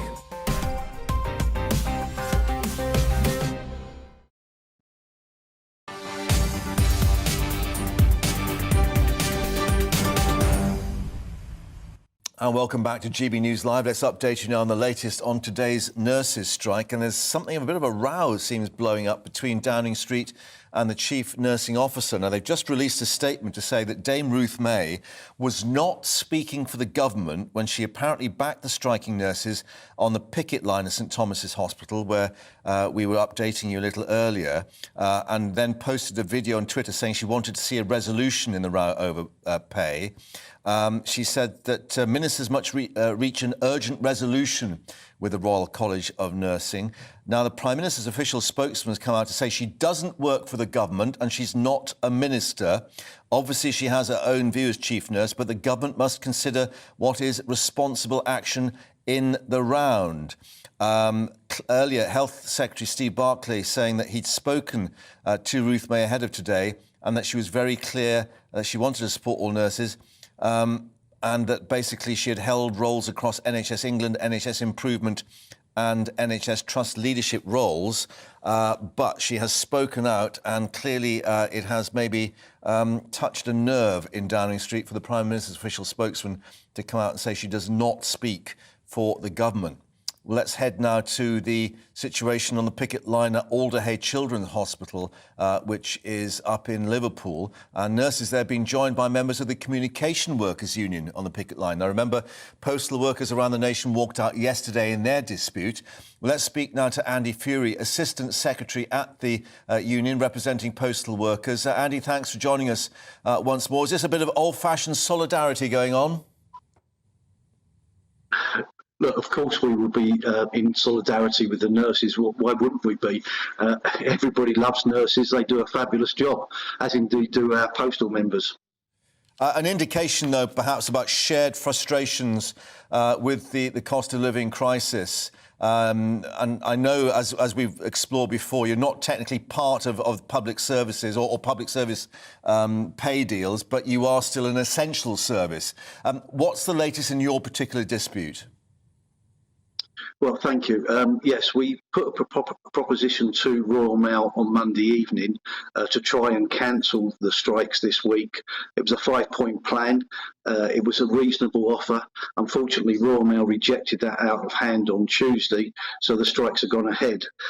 We remain available for negotiations tomorrow and over the weekend and early next week. We want to try and avoid further strike action if possible, but if the employer doesn't shift its position, our members remain determined and resolute. We can't accept what's on the table. It's unreasonable. It would mean thousands and thousands of job losses, a worsening of terms and conditions, and crucially, it would destroy the service to the public. And is that really the sticking point for you? It's not just the pay, it's the whole staffing structure and security of employment? Absolutely. Back in October, Royal Mail announced 10,000 job losses to the stock exchange, the markets. We believe it's significantly greater than that. Could be double that number easily, because we know of other plans that they have for closing units. Their proposal to government to cease Saturday deliveries for letters would cost thousands and thousands of jobs. It would worsen the service. We would see that as the thin end of the wedge. So this dispute's much more than just pay. Pay does feature, but you can't. A pay rise is no good if you haven't got a job, and our members want a job, and that really is the nub of the dispute. And what's your response to the critics who say you're just opening the door to yet more private delivery firms, and that basically the fact that so many people are relying now on these other contractors means that Royal Mail could be out of the game? Well, look, Royal Mail declared a £758 million profit in May. They gave 567 million of that profit to shareholders. This is a fabulous company. Our members delivered throughout the pandemic. They were key workers. They kept this country connected. And crucially, our parcel force members deliver something like 50% of the market. So look, it is a viable concern. Unfortunately, Royal Mail have no ambition.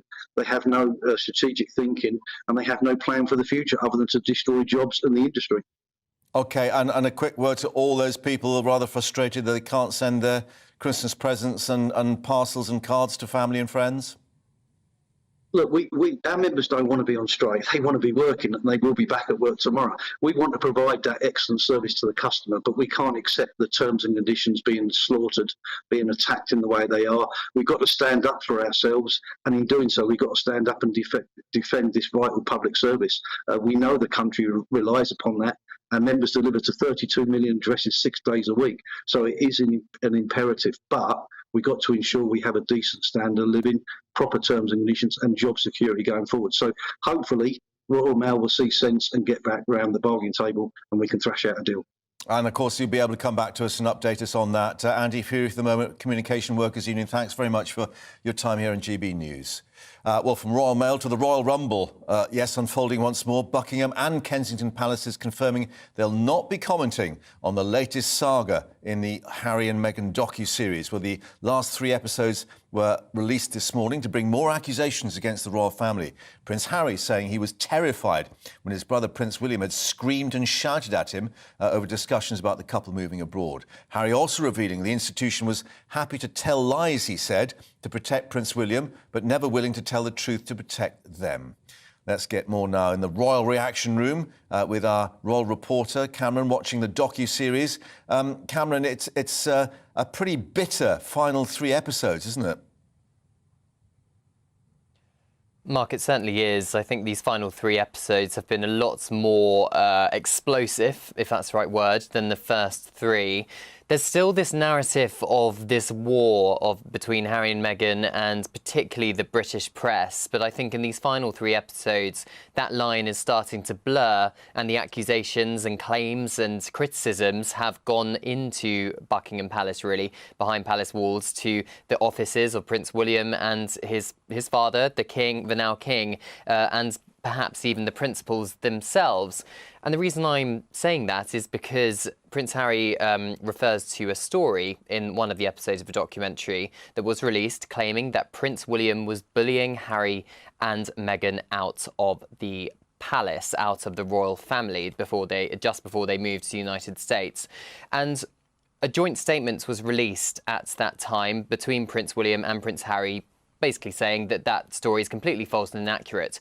But what Prince Harry is saying in this documentary is that that statement was never passed by him. He never gave permission for that statement to be read out. So here's what he said. A sign of public unity from the brothers, who issued a joint statement calling the report false, offensive, and potentially harmful. I couldn't believe it. No one had asked me. No one had asked me permission to put my name to a statement like that. And I rang Em and I told her, and she burst into floods of tears, because within 4 hours they were happy to lie to protect my brother. And yet, for 3 years, they were never willing to tell the truth to protect us. Well, I'm joined now by former royal correspondent Michael Cole. Michael, what do you make of that claim by Prince Harry there? Well, if Prince Harry says that, I'm going to believe it. He's obviously clearly very bitter.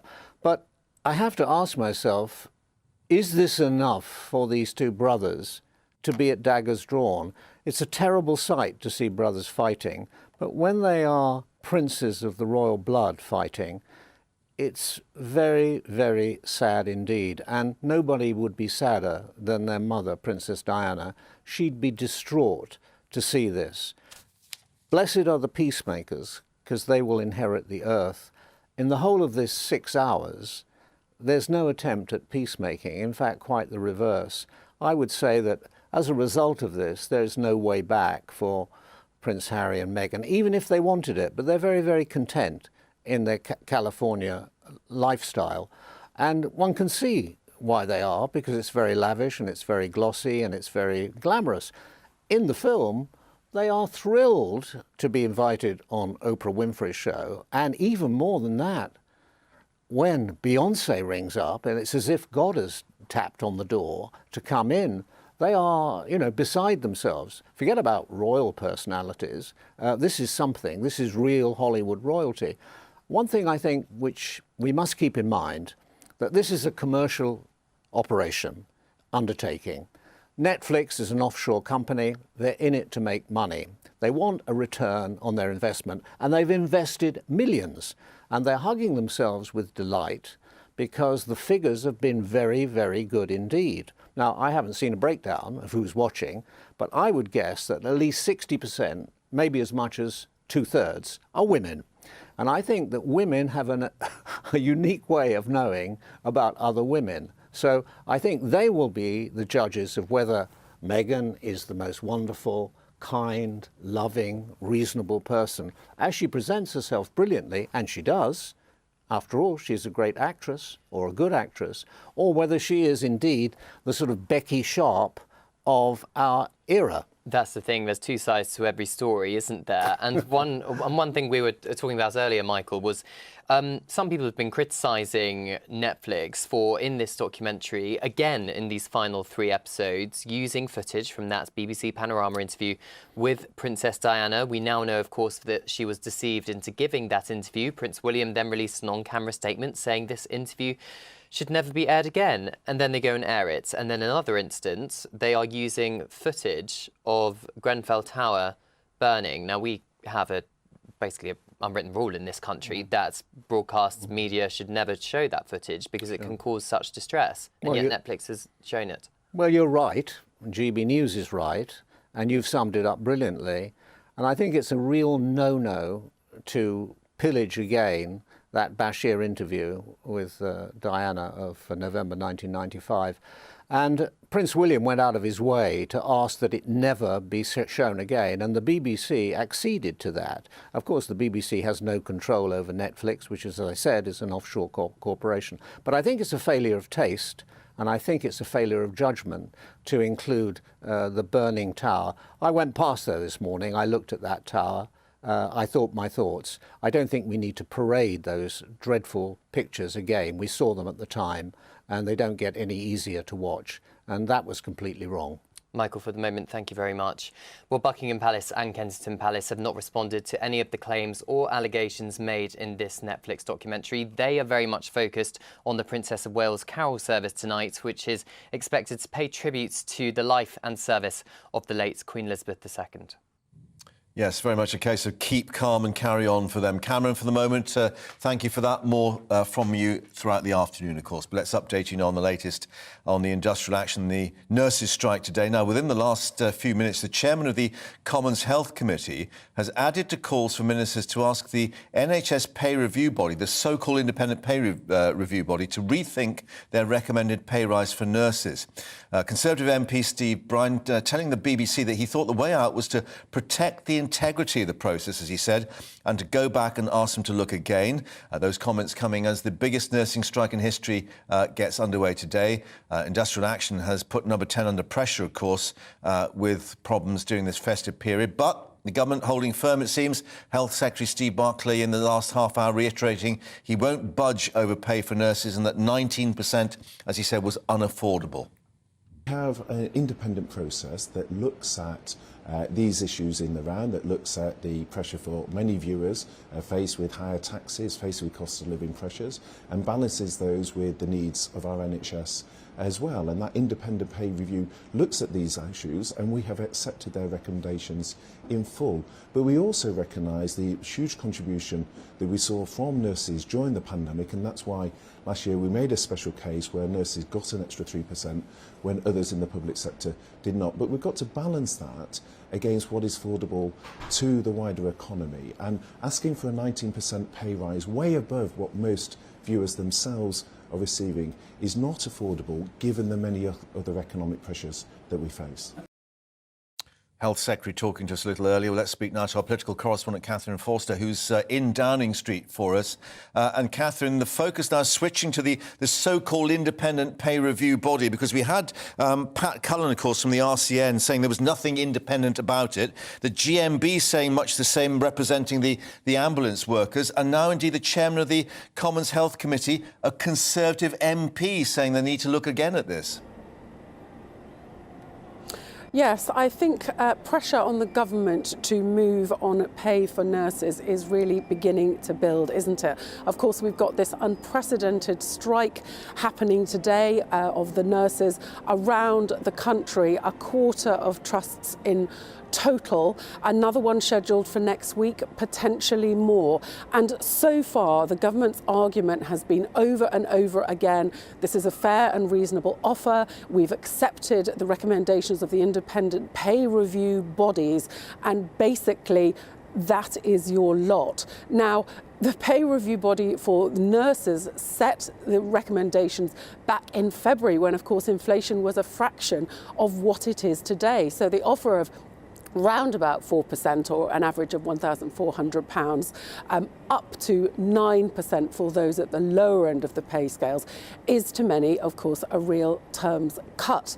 So interesting intervention from Steve Bryan of the Health Select Committee, saying that the way out of this is to say to the pay review body, please, given the circumstances, given the way things have changed in the intervening months, could you go back and have another look? That might be a convenient way out. But I mean, voices even within the Conservative Party elsewhere, also people like former chairman of the Conservative Party, Jake Berry, saying that clearly the current offer is not enough. Lord Baker last week suggesting that the government would have to move. So this refusal of Steve Barclay to talk about pay, yes, he said he's happy to talk to them about other issues, and pay certainly not the only issue, but to get some deal from the government's offer of around about 4% to probably not 19%, but something higher or closer to inflation, they are going to have to look at this again at some point.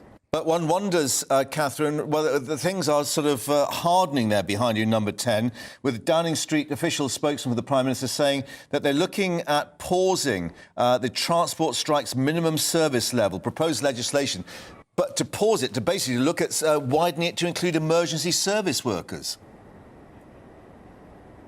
Yes, the minimum service legislation, which was originally just for transport, is yet to have its second reading. And the Prime Minister's spokesman has said today that that is now paused. But it is paused, not so it's not going to happen, but so that they can actually toughen it up, broaden it out to potentially include other sectors, which you might imagine would include health, education, services that are seen of critical importance to the public. Now, of course, that will potentially alienate workers in those sectors. And I suppose in a way that is a sort of veiled threat dangling over them, that if they don't come to some agreement soon, the government will change legislation to make it even harder for them. But certainly that legislation is a fair way off. Yeah. Catherine, thank you very much indeed for updating us there at Downing Street. Coming up, we'll be updating you from the picket line in this final hour of GB News Live. Back to St Thomas's Hospital, where the picket line has been getting much support from drivers going by, beeping their horns. It's still a noisy scene, as indications the pressure is growing on the government. As we said, the chair of the Commons Health Committee now suggesting that the NHS pay review body rethinks its recommended pay rise for nurses. We'll have the latest for you live in this next hour.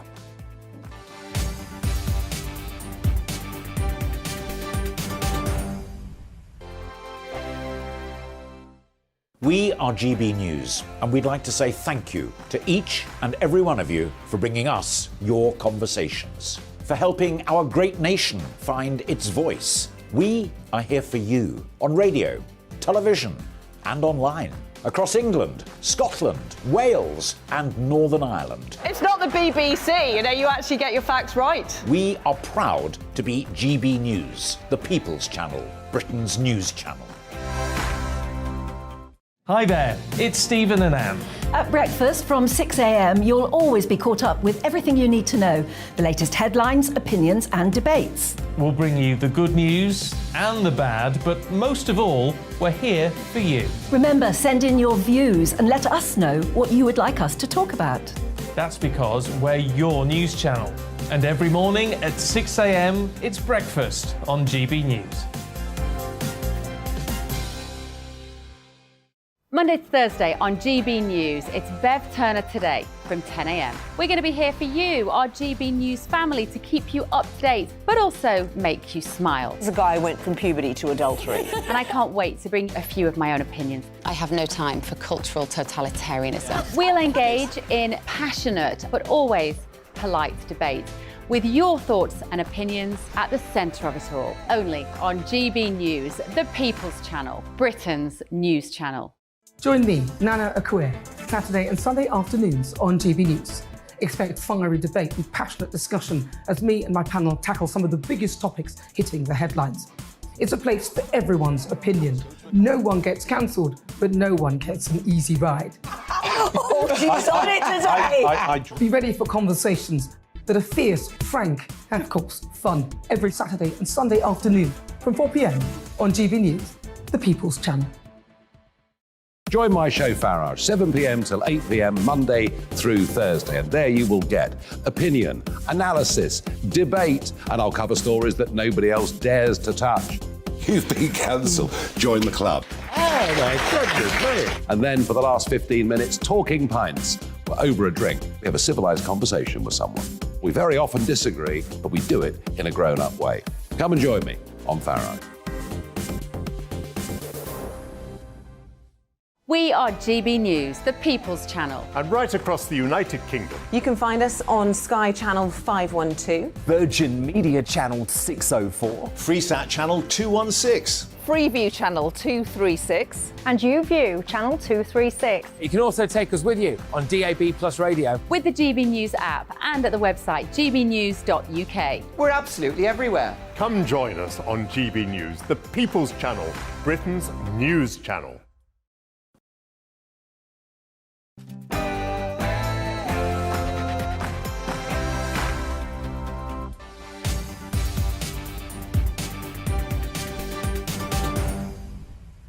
And welcome back to GB News Live with me, Mark Longhurst, at 2 o'clock. Coming up this hour, thousands of NHS workers walk out in their dispute over pay and conditions. Nurses say that staff shortages mean patients are being neglected. Low salaries mean that some are being forced to use food banks. This is the RCN's Chief Executive, Pat Cullen. You must start to talk to me on behalf of those 320,000 nurses. But as the nurses swap their wards for the picket line, a glimmer of hope in the rail strikes. In the past hour, the TSSA union has accepted a pay offer in its dispute with Network Rail. No deal yet with the rail operating companies, but we'll have all the very latest on the industrial action affecting you across the UK. Bank of England's raised its base rate to 3.5% rather than 3%, the highest level in 14 years, and the 9th consecutive hike. What does it mean for you? We'll have the latest with our business and economics editor Liam Halligan and all those mortgage figures. And the royal family refusing to rise to the bait, it seems, after more accusations in the last 3 parts of Harry and Meghan's docu-series. What's been claimed? Did the palace really block Harry from seeing his grandmother, the late Queen? We want to hear your thoughts on that and all the other issues of the day. Email us as ever, gbviews@gbnews.uk. Before that, latest news headlines with Rhiannon.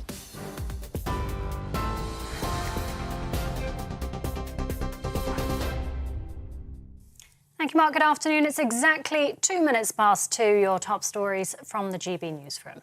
Tens of thousands of nurses across parts of the UK are taking part in the biggest strike in NHS history. Picket lines have been set up in England, Wales and Northern Ireland in the first of 2 12-hour strikes over pay. Staff will continue to provide some urgent care, but routine surgery and other planned treatment will be disrupted. Members of the Royal College of Nursing are asking for a 19% pay rise, but Health Secretary Steve Barclay says the demand's unaffordable.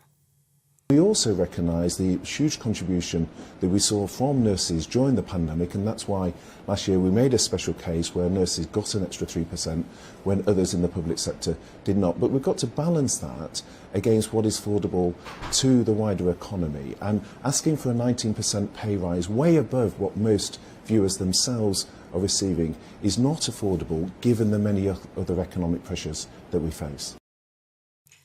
Well, ICU nurse Kelly Hopkins says they're striking not just for pay, but for their patients. Patients aren't safe, patients aren't getting the care. At the moment, there's 2 nurses on a ward that cannot deliver that care. We're going into hospital. I came into nursing to look after my patients, to hold their hands, to look after them, to wash them, to brush their teeth when they're unable to do that. And I can't do that at the moment because there's not enough staff on the ward. Meanwhile, the TSSA at Network Rail has confirmed its members have voted overwhelmingly to accept the company's pay offer. It affects around 2,500 members of the rail union. Meanwhile, the RMT remains in a separate dispute with Network Rail after its members rejected an offer earlier this week. Travel editor at The Independent, Simon Calder, told us now the TSSA's reached a settlement. It may well lead to the RMT offer being accepted. Interestingly, Andrew Haynes, the chief executive of Network Rail, has been saying that the outliers in this dispute are now the RMT union, the main rail union, that it is a good offer relative to what everything else is happening in the country, and that people should accept it. It's not going to get any better. But meanwhile, of course, the dispute with the 14 train operators goes on, and anybody who's planning to catch a train later on this evening, well, do check in advance. Well, staying with strikes, ground baggage handlers at Heathrow Airport have announced strikes over Christmas will be going ahead, causing yet more disruption for passengers during the festive period. More than 400 staff members at the West London Airport will begin a 72-hour walkout from tomorrow morning. It's after staff rejected the latest pay offer from their employer Menzies, having called for a 13% pay rise. A further 72-hour strike at Terminals 2, 3 and 4 will follow, running from the 29th of December to the morning of New Year's Day. The Bank of England has raised its base rate from 3% to 3.5%. It's the highest level in 14 years and the 9th consecutive hike. The Chancellor said he acknowledges times are tough, but that the government's working with the Bank of England to reduce inflation. The number of people that have died in an explosion at a block of flats in Jersey has risen to 9. The island's police force says it believes all residents are now accounted for. The cause of the blast, which happened in the early hours of Saturday morning in St Helier, is still under investigation. Meghan Markle has revealed how she thought about taking her own life in the final episodes of a docu-series released today on Netflix. Prince Harry, meanwhile, suggests the media were to blame for his wife's miscarriage and speaks about the breakdown of his relationship with his brother, Prince William. He recalls it being terrifying to have him shout at him and his father saying things he claims that weren't true. Buckingham Palace and Kensington Palace have declined to comment. I would far rather get destroyed in the press than play along with this game or this business of trading. And to see my brother's office copy the very same thing that we promised the two of us would never ever do, that was heartbreaking. And three-time Wimbledon champion Boris Becker has been freed from jail today and will be deported from the UK. The 55-year-old German tennis star served just 8 months of a 2.5-year sentence for bankruptcy offences. He was convicted in April of hiding £2.5 million worth of assets and loans to avoid paying his debts. This is GB News. We'll bring you more as it happens now, though. It's back to Mark.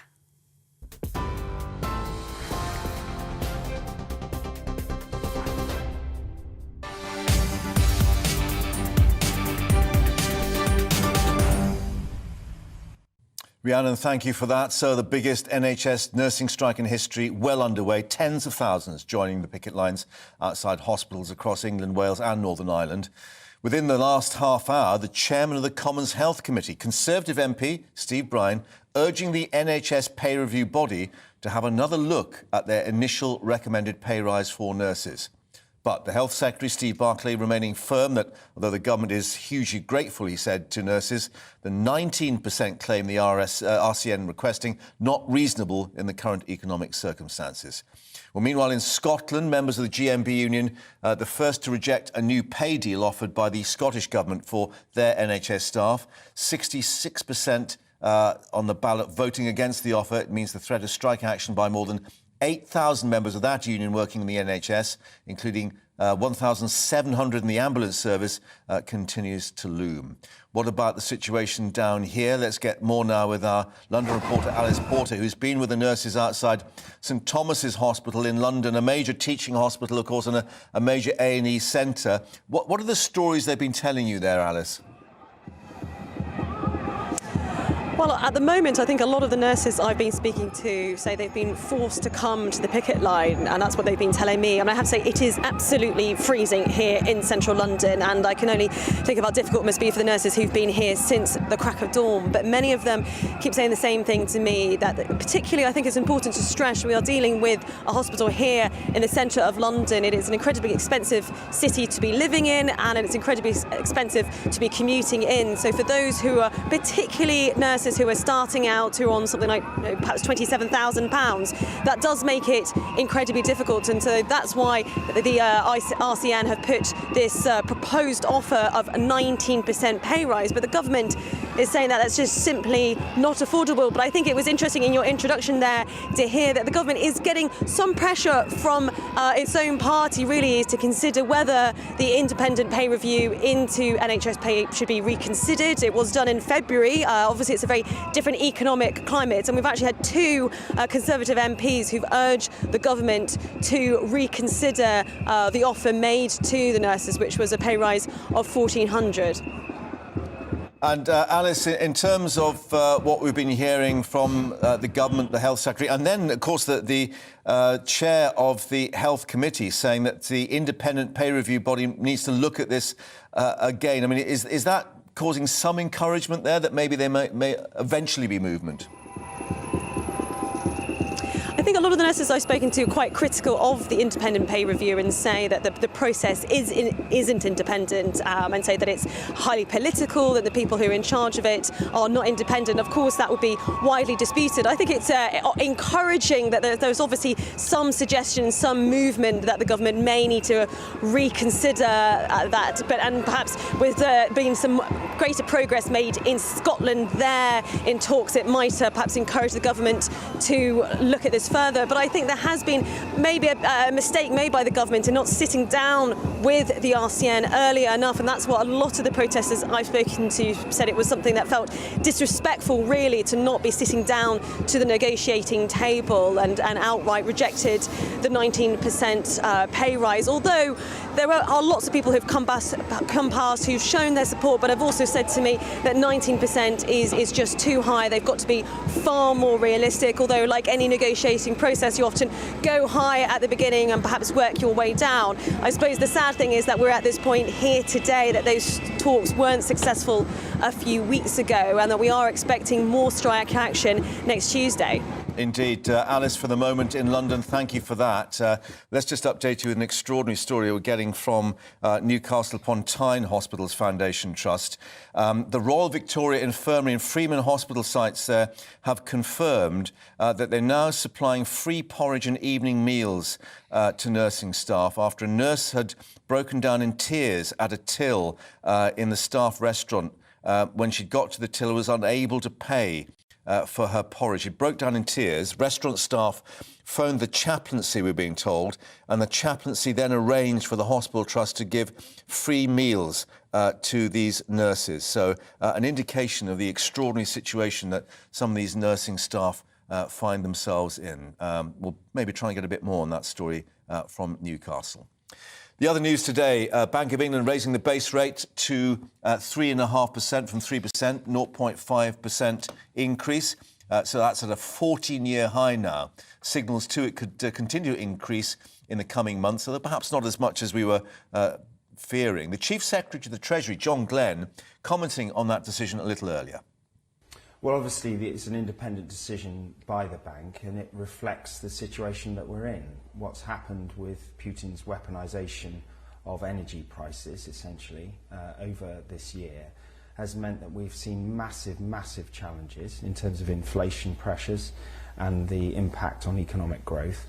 And we are united with the Bank of England in the determination to get that inflation rate down from now 10.7% down to the target of 2%, and they've taken that decision today. We recognise that this is really hard for people across the economy. Dealing with inflation and using interest rates to do that is critically important. Let's get more analysis with our business and economics editor Liam Halligan joining us with On the Money.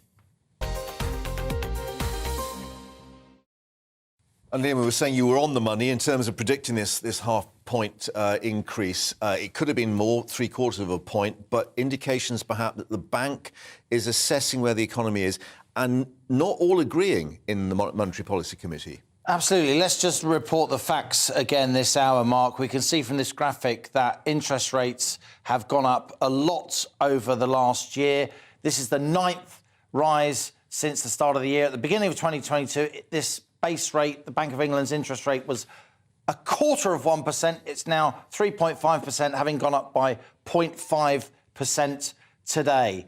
And what does that do to a mortgage? If you've got £100,000 of mortgage, that's an extra 25 quid a month for each £100,000 of mortgage on average that you have outstanding. Of course, particular people's deals will differ, and that amounts to, on average, 300 quid a year after tax, just from today's news. So this is pretty chunky, but as we were saying earlier, Mark, it could have gone up by 0.75% rather than 0.5%. It seems now the Bank of England is starting to slow down the rate at which it's raising interest rates because inflation seems to have peaked. It was below 11% in the year to November. And as you say, the Monetary Policy Committee, those 9 economists who determine interest rates, including the Bank of England Governor Andrew Bailey, 6 of them wanted this interest rate rise that we had out of the 9. That's the majority. That's why it happened.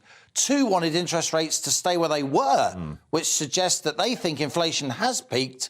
and the other 9th member wanted interest rates to go up even more. So even the experts completely split top to bottom. Which doesn't help people, of course, at home trying to do their sums and work out what's going to happen for the year ahead, particularly when their fixed rate deals, of course, are coming to an end, a lot of those people. But there are others, I've said, look, calm down a bit. In my day, interest rates hit 15% in those days of, je regrette rien. And Norman Lamont singing in the bath. Yeah. God, we're showing our age. It's worth commenting on those 2 points that you made there, Mark. We've been saying this isn't as bad as it could be, but if you've got a fixed rate mortgage of 2 or 5 years that's been ultra low because of that graph we showed at the beginning, suddenly you're exposed to variable rate mortgages or trying to get a new fix. You're going to be fixing at 5 or 6% now at least, which is a huge increase. That's point one. So for a lot of people, this is really serious. We would never downplay that on GB News. On the other hand, I've been seeing lots of people on Twitter, even aiming at me, saying, oh, back in my day, interest rates were 15%. We never struggled. We just struggled on. We got on with it. Yeah. Unlike today's youngsters, we didn't spend all our money on Netflix and avocado sandwiches and going raving in Ibiza. Now stop. That's actually wrong. And I'll tell you why. Back in the early 80s and the early 90s, Mark, interest rates were 15% and mortgage rates therefore were much more. That's the Bank of England's interest rate.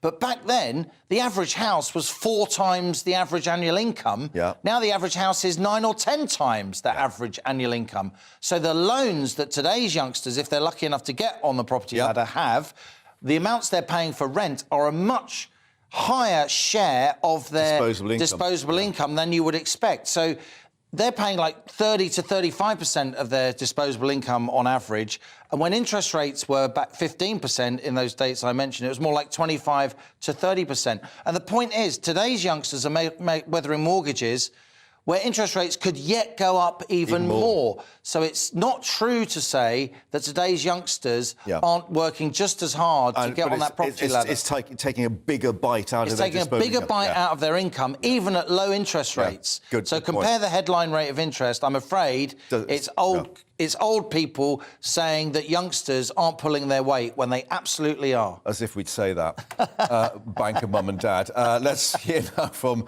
an independent economist, Julian Jessup, because Julian, of course, as well as the decision on the base rate, we get the Bank of England's thinking on the way forward. Now, they had indicated they thought 13% would be inflation peaking. Maybe, as the British Chambers of Commerce says, we've actually seen that peak already.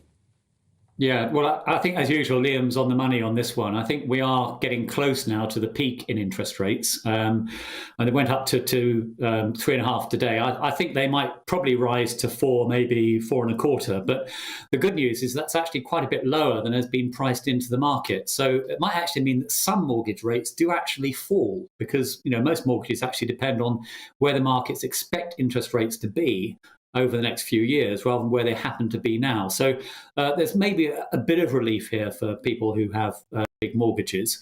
I will say, though, as far as the housing market is concerned overall, I think the big problem there is not so much mortgage rates, it's house prices and the lack of supply. So I think the most important thing there is to basically build more houses and that'll help prices to fall, and that'll do a lot of good for affordability. In terms of the outlook for inflation, I think we are seeing a bit of a pivot here as well. I think there are lots of good reasons to expect inflation to fall sharply next year. Partly it's just the maths of these things. So the big increases in energy and food prices this year will drop out of the annual comparison. But also you've got some signs in things like business surveys that cost pressures are starting to ease.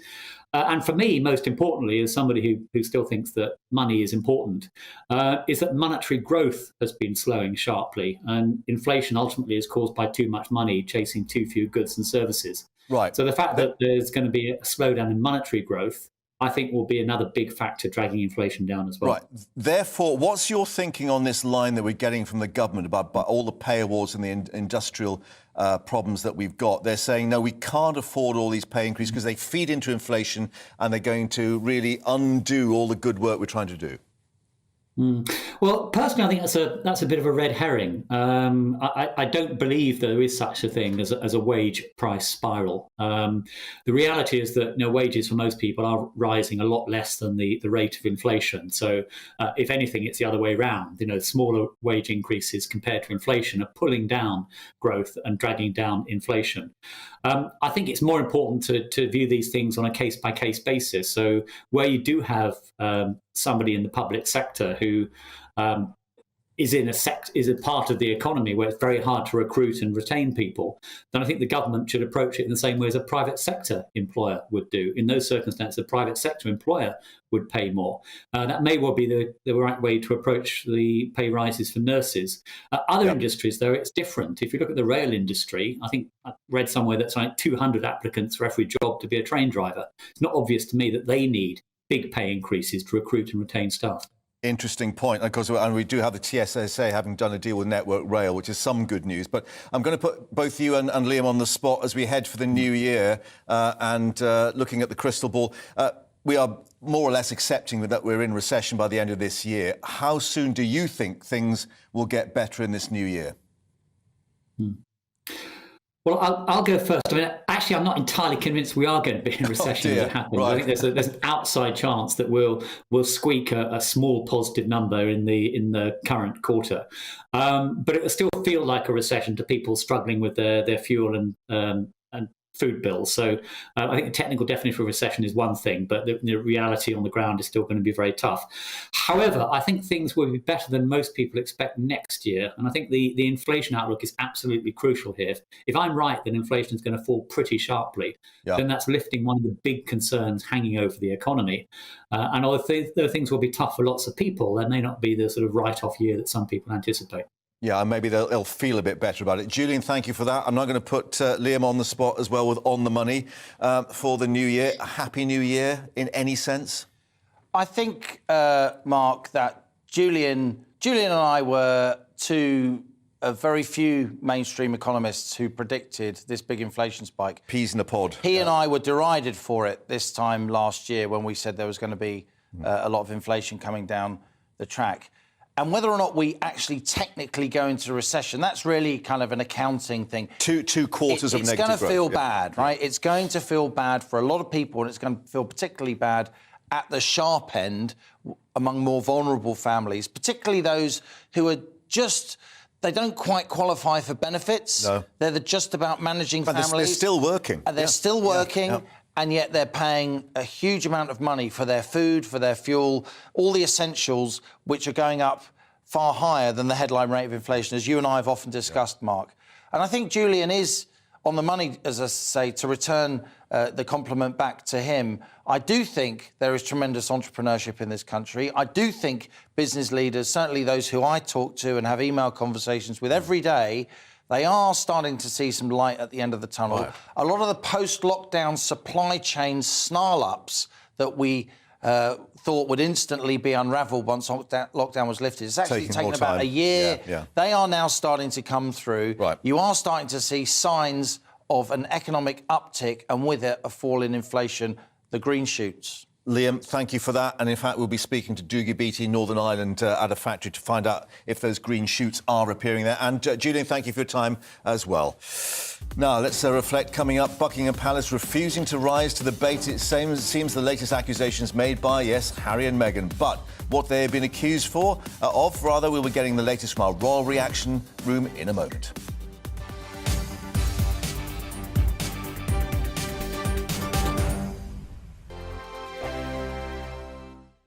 Monday to Thursday nights on GB News. At 6, it's Dubes & Co. 7 o'clock, Farage. At 8, join Mark Stein. And at 9, Dan Wootton Tonight, followed by Headliners. On TV, radio and online. This is GB News.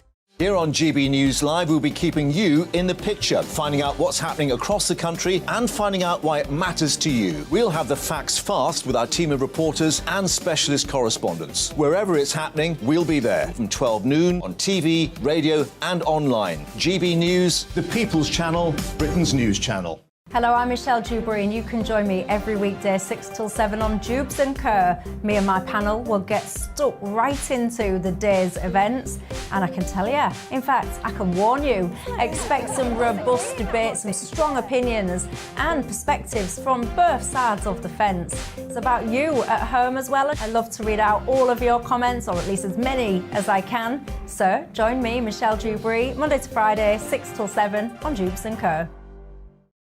We are GB News, the People's Channel. Why not take us home with you by visiting the GB News shop at gbnews.store? You'll find all the official merchandise, a really good present actually for yourself, your friends or your family. We ship across the UK mainland at no extra cost. GB News, the People's Channel.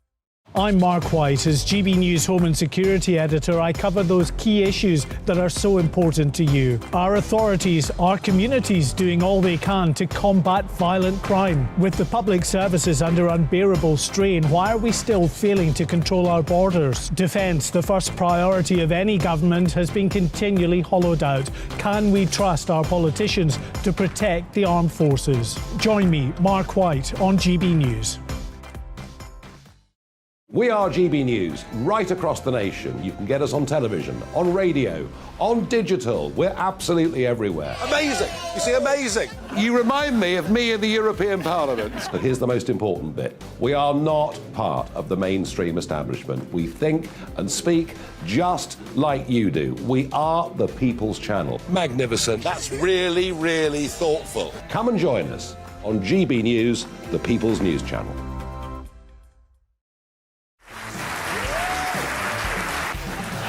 My name is Andrew Doyle. Join me every Sunday evening at 7 p.m. for Free Speech Nation. This is a show where we address current affairs and news stories of the week with the help of two wonderful comedian panellists. I brought in comics because I want to give it a lighter edge, and also they work for less. See you there.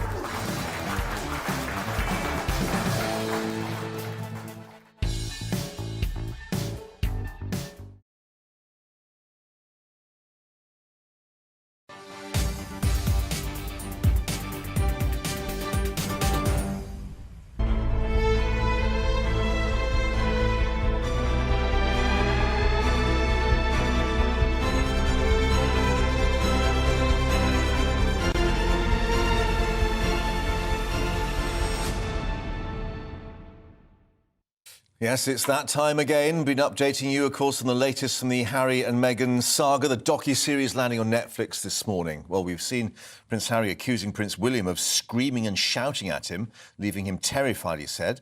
Harry also opening up about how difficult it was coming back to the UK for the Duke of Edinburgh's funeral. Plus, Beyoncé texting Meghan to praise her bravery after that Oprah interview had gone to air.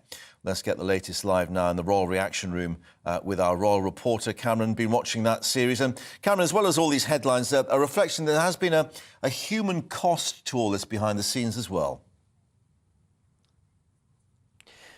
There certainly has been, Mark. There's been strong words from both Prince Harry and Meghan here. Meghan talks pretty openly, actually, about her experience, first as a working member of the royal family and everything that's happened since, particularly around the negative headlines she receives from some of the British press and how that in turn affected kind of online trolls to make violent threats towards her. We do have a clip to show you in a moment, but before I show you that, let me just bring in former royal correspondent Michael Cole for his reaction to Meghan's experience as she sees it. Yes, she's certainly forthright about it. She didn't enjoy the coverage. I think we should remember how overwhelmingly positive the coverage was at the time of the wedding. I mean, 10 national newspapers were in unison. They were singing off the same hymn sheet, and it said, "Welcome, welcome, you're a breath of fresh air." And as we all remember, and you were probably there were 12 deep in Windsor Great Park welcoming them.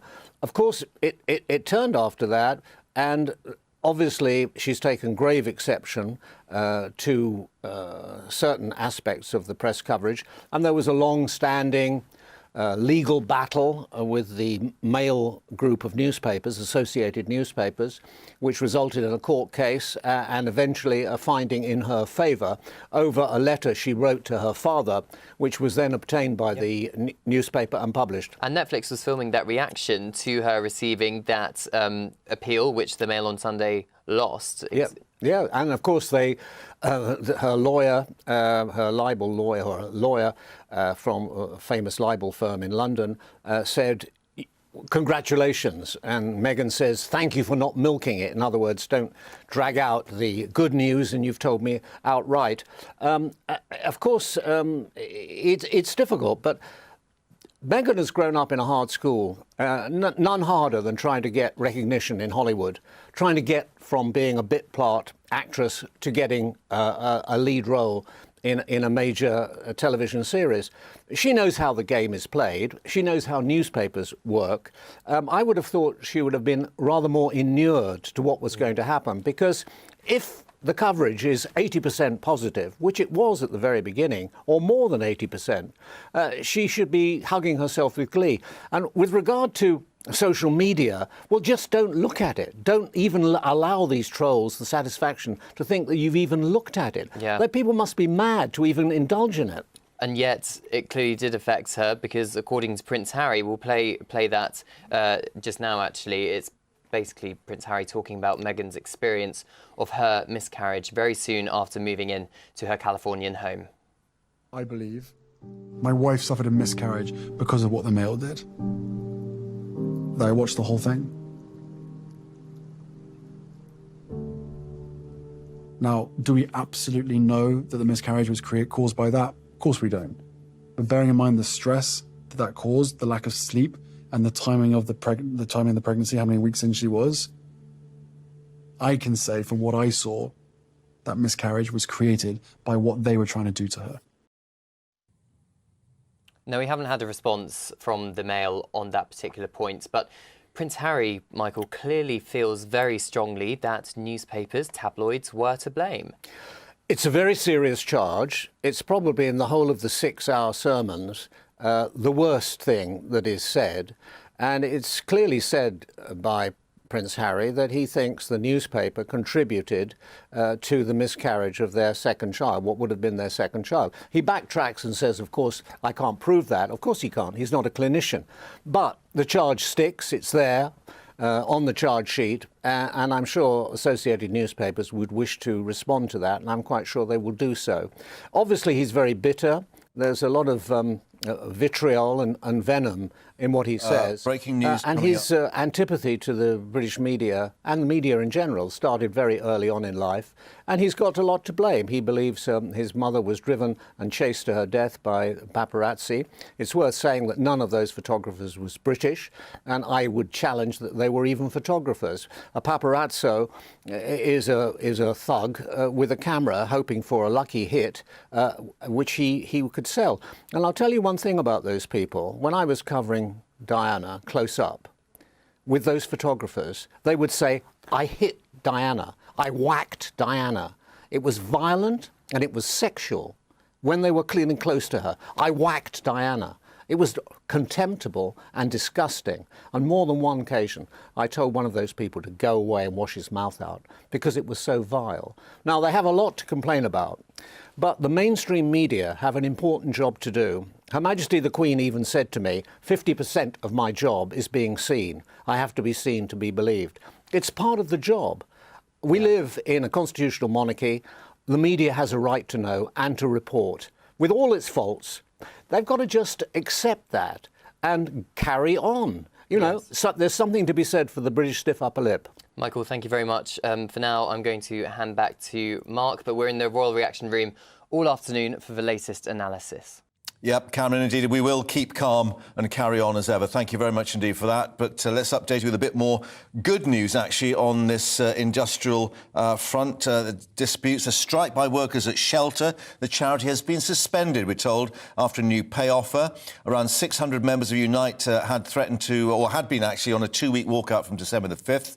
Now, the union says that after talks at the conciliation service ACAS, an improved pay offer has been made as an act of good faith, Unite suspending the rest of the strike will now ballot its members on that revised pay offer. So a bit of good news coming through on that. Coming up, more bad news, I'm afraid. The search continuing for 4 missing migrants after yesterday's tragedy in the English Channel. First, an update on all the other news headlines for Rhiannon.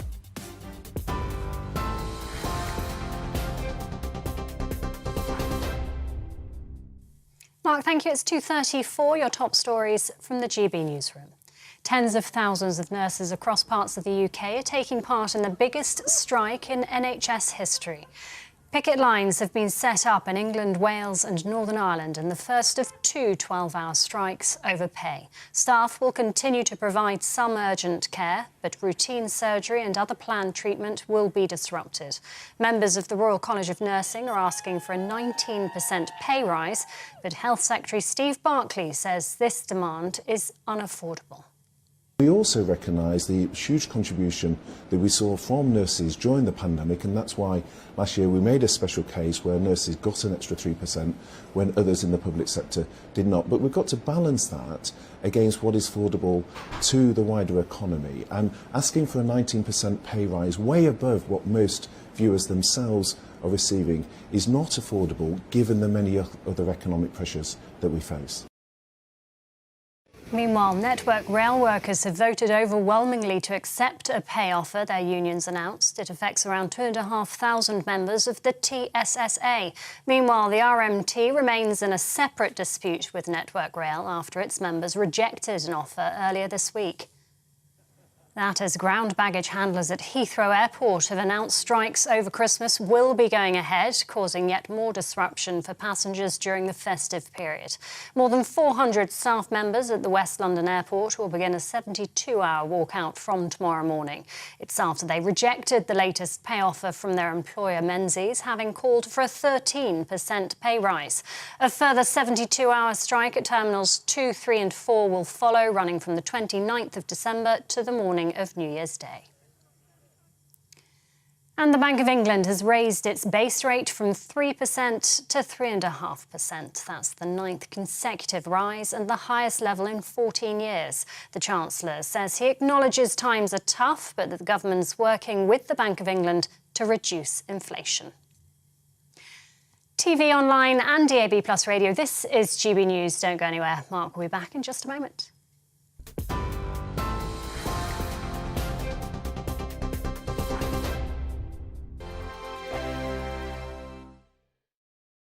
I'm Mark Dolan. Join me at 11 on GB News for Headliners, in which I'll be joined by 2 of the UK's top comedians discussing tomorrow's papers. If it's an important story, we'll cover it, but we'll have some fun along the way. Headliners, the late-night paper review that won't send you to sleep like the others will. 7 nights a week at 11 p.m. on GB News.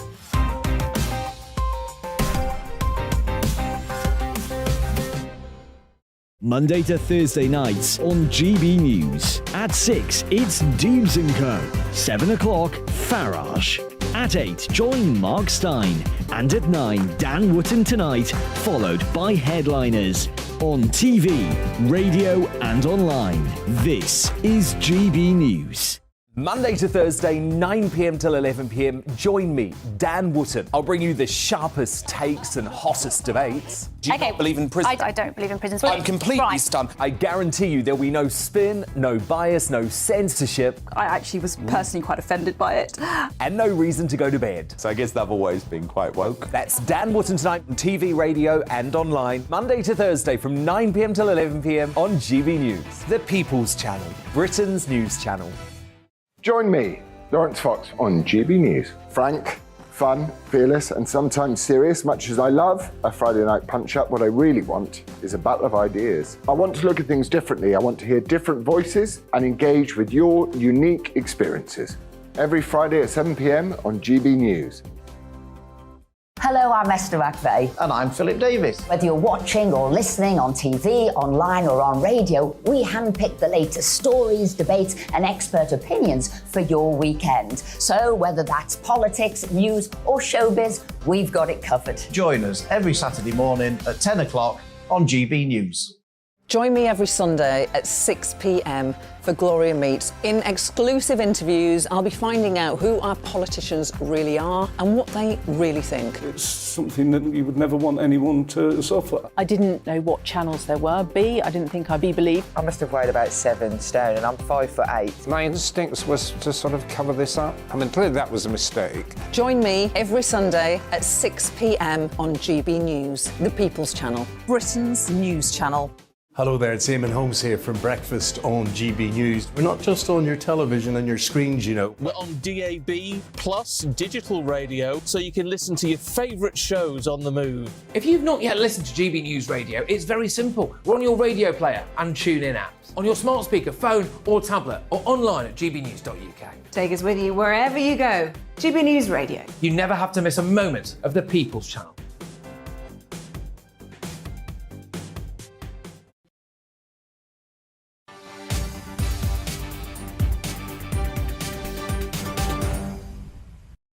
And welcome back to GB News Live, and we'll update you now on the search continuing for 4 migrants still believed to be missing after that boat capsized in the Channel in the early hours of Wednesday morning, which led to the death of 4 others in the water.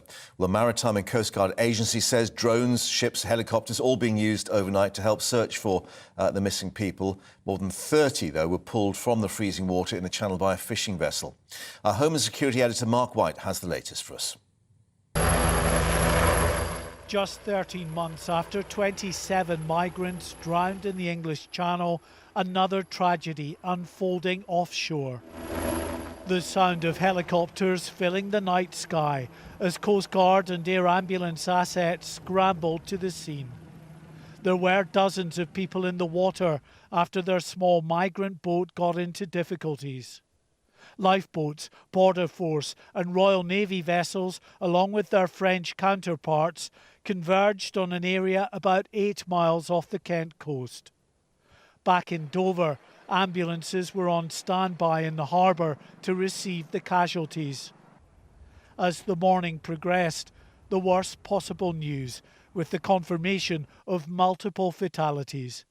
Their bodies brought back to shore as the Home Secretary addressed Parliament on another Channel tragedy authorities had long warned about. These are the days that we dread. Crossing the Channel in unseaworthy vessels is a lethally dangerous endeavour. It is for this reason, above all, that we are working so hard to destroy the business model of the people smugglers, evil, organised criminals who treat human beings as cargo. Even as the massive air and sea search operation continued, UK and French authorities had to respond to several other small boat sightings, picking up and transferring hundreds of migrants to Dover as the criminal gangs took full advantage of calmer weather conditions in the Channel. The brutal truth as well is that criminal gangs have made money from those lives that were lost today. They have profited as people have drowned. Day after day, week after week, criminal gangs are putting lives at risk for money. This latest tragedy came less than a day after the Prime Minister announced a new multi-pronged plan he hoped would help reduce the number of small boat crossings. Although the authorities in France and the UK have long warned about the dangers of trying to negotiate the English Channel in a flimsy small inflatable, there is no end to the number of people who seem to be willing to take that risk. And as far as the criminal gangs are concerned, well, they're not going to stop what is a lucrative multi-million-pound criminal enterprise. Even in these winter months, the Channel migrants will keep coming. Whenever the criminal gangs see a weather window, they'll launch en masse from French beaches. And sadly, individual tragedies will do nothing to deter them. That's Mark White updating us. Let's get the thoughts now of former Border Force Chief Kevin Saunders joining us. And Kevin, bearing in mind what Suella Braverman said, these are the days we dread. There may be other days ahead, of course, with, as Mark was reporting, even despite this tragedy, more boats being launched from France. Yes, I mean, it is absolutely awful I remember the 27 that died last year. I was actually in Dover that day. Yeah. And we don't collectively seem to have learnt the lesson from that, with another 4 dying yesterday. It's absolutely awful. But what we need to do, we've got to stop the people coming across the channel. That has got to be the single most important thing. And I think that what we need is the Prime Minister to have a high-level meeting with Monsieur Macron and to try and sit down together and work out how they can do this together. We can't do it on our own. We've got to have help from the French. So they've got to try and work it out together. Otherwise, we're going to see it all over again. Yeah, I mean, people might have thought, they'd had a deal with the French. We've given them more money, joint patrols and increased surveillance on the beaches and so on. That does not seem to have worked in this particular case. No, it hasn't. I mean, there's a lot to be said for putting more French gendarmes on the beach, and the French have. And yeah, good luck. It's well done to them for doing it. But what the gangs are doing now is they're not loading the boats in exactly the same way as they did before. We no longer see the boats being carried down to the water by the migrants and then jumping on the boats. Yeah. Because that gives the French a chance to intercept. They're now launching the boats somewhere else and then bringing them round to where the migrants are. And the migrants then have to dash into the sea and get on the boats. And they're doing that because the French will not interfere with people once they are in the water. Yes, because, of course, previously they were puncturing the inflatables, the gendarmes, to prevent them being launched off. But we're now hearing that the phrase being used is to disrupt the business model of the traffickers. Now, one wonders how that will be achieved, given they do seem to be one step ahead all the time. I must admit, I think what we ought to do is to employ their intelligence services, because they're obviously better than ours. They know exactly what they're doing. Every time we take a step forward, they take 2 steps forward. We have had some success in shutting down some gangs in the UK, with the NCA arresting some people, I think, back end of last week. Yeah. And I know that there have been results both in France, Belgium and Germany where they've shut down routes. But as soon as they shut down one route, another route is opening up. So it is very difficult. The only way to stop this is to stop the people coming to Calais in the first place. So what do you make of this announcement then that we had from the Prime Minister, and then more detail from Suella Braverman about the Small Boats Command, with more integration of the various agencies, and in particular the National Crime Agency very much involved from now on? Well, this is a good move. This is a very good move to have everything under one roof, and to certainly have the NCA more involved and having more money as well. But it won't stop the people coming to Calais. That's what we've got to do. We've got to stop the migrants actually coming to Calais in the first place, because once they're there, they're going to try and come across. Kevin, as ever, former Border Force Chief, of course, thank you for joining us on GB News and bringing us your reaction to what's happening with that search continuing. Of course, we'll update people from Dover. Thank you very much. Let's update you now on the latest on the industrial front. We're bringing that news that members of the TSSA union working for Network Rail have voted overwhelmingly to accept a pay offer. Yes, there's a deal in the offing. The union saying workers backing that deal by 85% in the ballot. Within the last few moments, Network Rail responding to that. Their chief executive, Andrew Haynes, saying this. TSSA and Unite members have both voted resoundingly to accept the very same deal that the RMT continued to reject. We know there is a sizable number of RMT members who want this deal, and we can see that strike action is beginning to break down. Well, that's his view, but he went on to say thousands of colleagues have refused to strike this week, instead coming into work to keep services running and Britain moving. It is time the RMT executive put their members' interests first and end this dispute. Their needless strike action, is sabotaging the railway and will cost our employees, their members, dearly. But just to reiterate, the deal has not been done yet with the train operating companies from the TSSA. That is just to do with Network Rail, but it seems some movement, at least, in that particular dispute. Now, the awful news that the 6-year-old boy who'd been fighting for his life has become the 4th confirmed to have died after falling into that frozen lake near Solihull on Sunday. And it follows the death of the 3 others, boys aged 8, 10 and 11, after they fell into Babs Mill Lake in Solihull. This morning, members of West Midlands Ambulance Service joining the vigil, honouring those victims with yet more flowers and candles and toys being placed near the scene there. Let's head back to join once more Jack Carson, our West Midlands reporter who's been following this story. And Jack, indications, though it's not been confirmed, that the 6-year-old was the brother of the 8-year-old. An awful, awful situation for the family. Exactly right here, Mark. This whole community this week has shown how much of a family they are, but we are getting reports that, of course, the 6-year-old and the 8-year-old involved in this incident were brothers. Today, this community has had to come together again and become even tighter than it has before, and after it had to so suddenly after these awful events on Sunday. As you mentioned, the West Midlands Ambulance Service were here today. They paid their own respects, and afterwards I spoke to James Williams, who's the head of emergency planning at the West Midlands Ambulance Service. I think with the news yesterday of the 4th child unfortunately being confirmed as passing away, it's appropriate that we as the ambulance service and all the staff that responded wanted to have opportunity to come to this location, pay their respects and show support really to the community, families and friends of this tragic incident, and hopefully be able to give them some form of closure to the incident.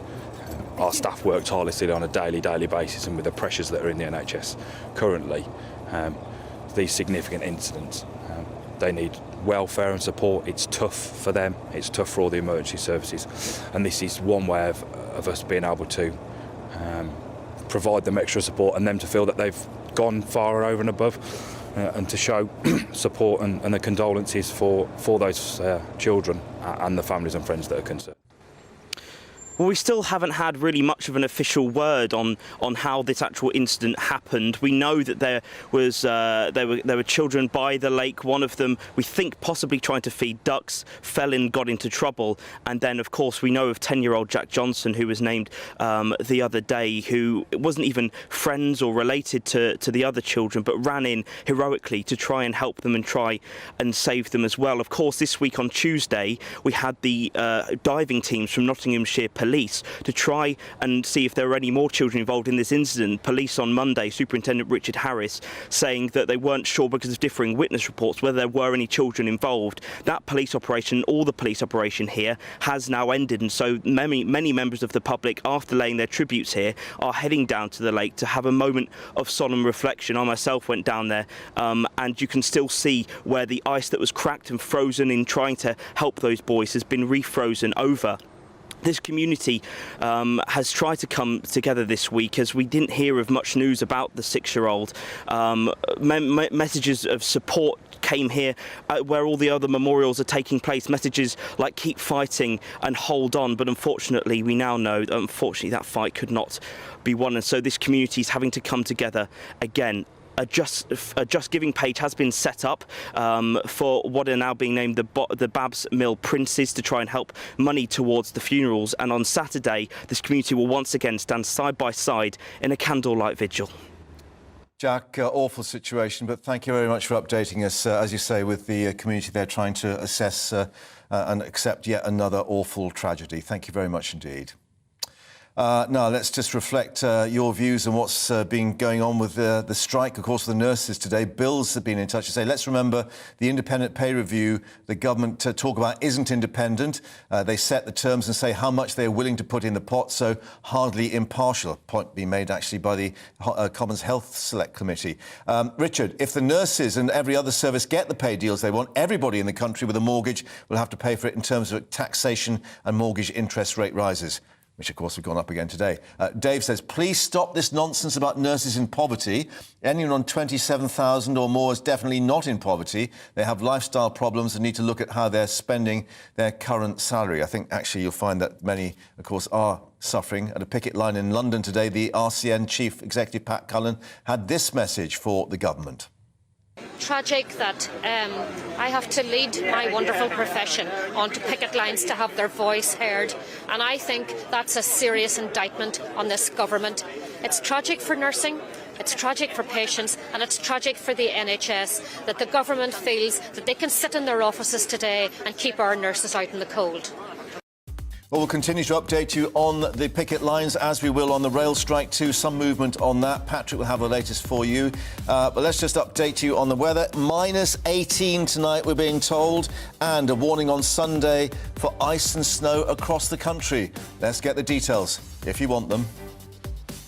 Alex Deakin here with your latest weather update. Milder weather is on the way this weekend, but for the time being, it is still cold out there. And on Friday, tomorrow, we could see some heavy snow across some parts of Scotland. We do have Met Office warnings in place. Low pressure to the south, northerly winds, but this little area of low pressure doesn't look much, but it could start to change things over the next 24 hours. For the time being, we've still got snow showers coming in across northern Scotland, a few across eastern England as well, which may well allow things to be quite icy during this evening. And then we start to see that weather front coming into western Scotland. Rain on the coast, but inland it will be snow falling, and it could be quite heavy snow through the night and especially during Friday.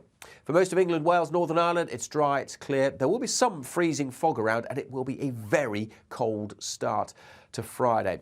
We need to keep our eyes on this wintry weather coming in across Scotland, though, because through the central belts, through the morning rush hour, it could be snowing quite heavily. That could cause some disruption. Certainly lots of snow continuing over the highlands of Scotland. Through the day, certainly at lower levels, it should start to turn back to rain. But as I said, the potential for disruption, especially in the morning. For much of Northern Ireland, England, Wales, it's a dry and sunny day, although some places will hang on to the fog until the afternoon. And it will be a cold day, obviously, and quite quickly through Friday night, the frost returns. Bear that in mind if you're heading out on Friday night. But we will see a little bit more in the way of wet weather across northern areas through Friday night and into Saturday. Snow at this stage will be mostly over the hills. We could see a bit over the Pennines, for example. At lower levels across northern England, it'll mostly be rain. The same goes for northern parts of Wales. But snow showers continuing over the highlands of Scotland. Many eastern and southern areas looking dry and fine on Saturday. And temperatures just starting to creep up. A dramatic change this weekend then as the cold air gets replaced by milder air sweeping in on Sunday. That is going to bring rain and wind, and for a time could bring some heavy snow too.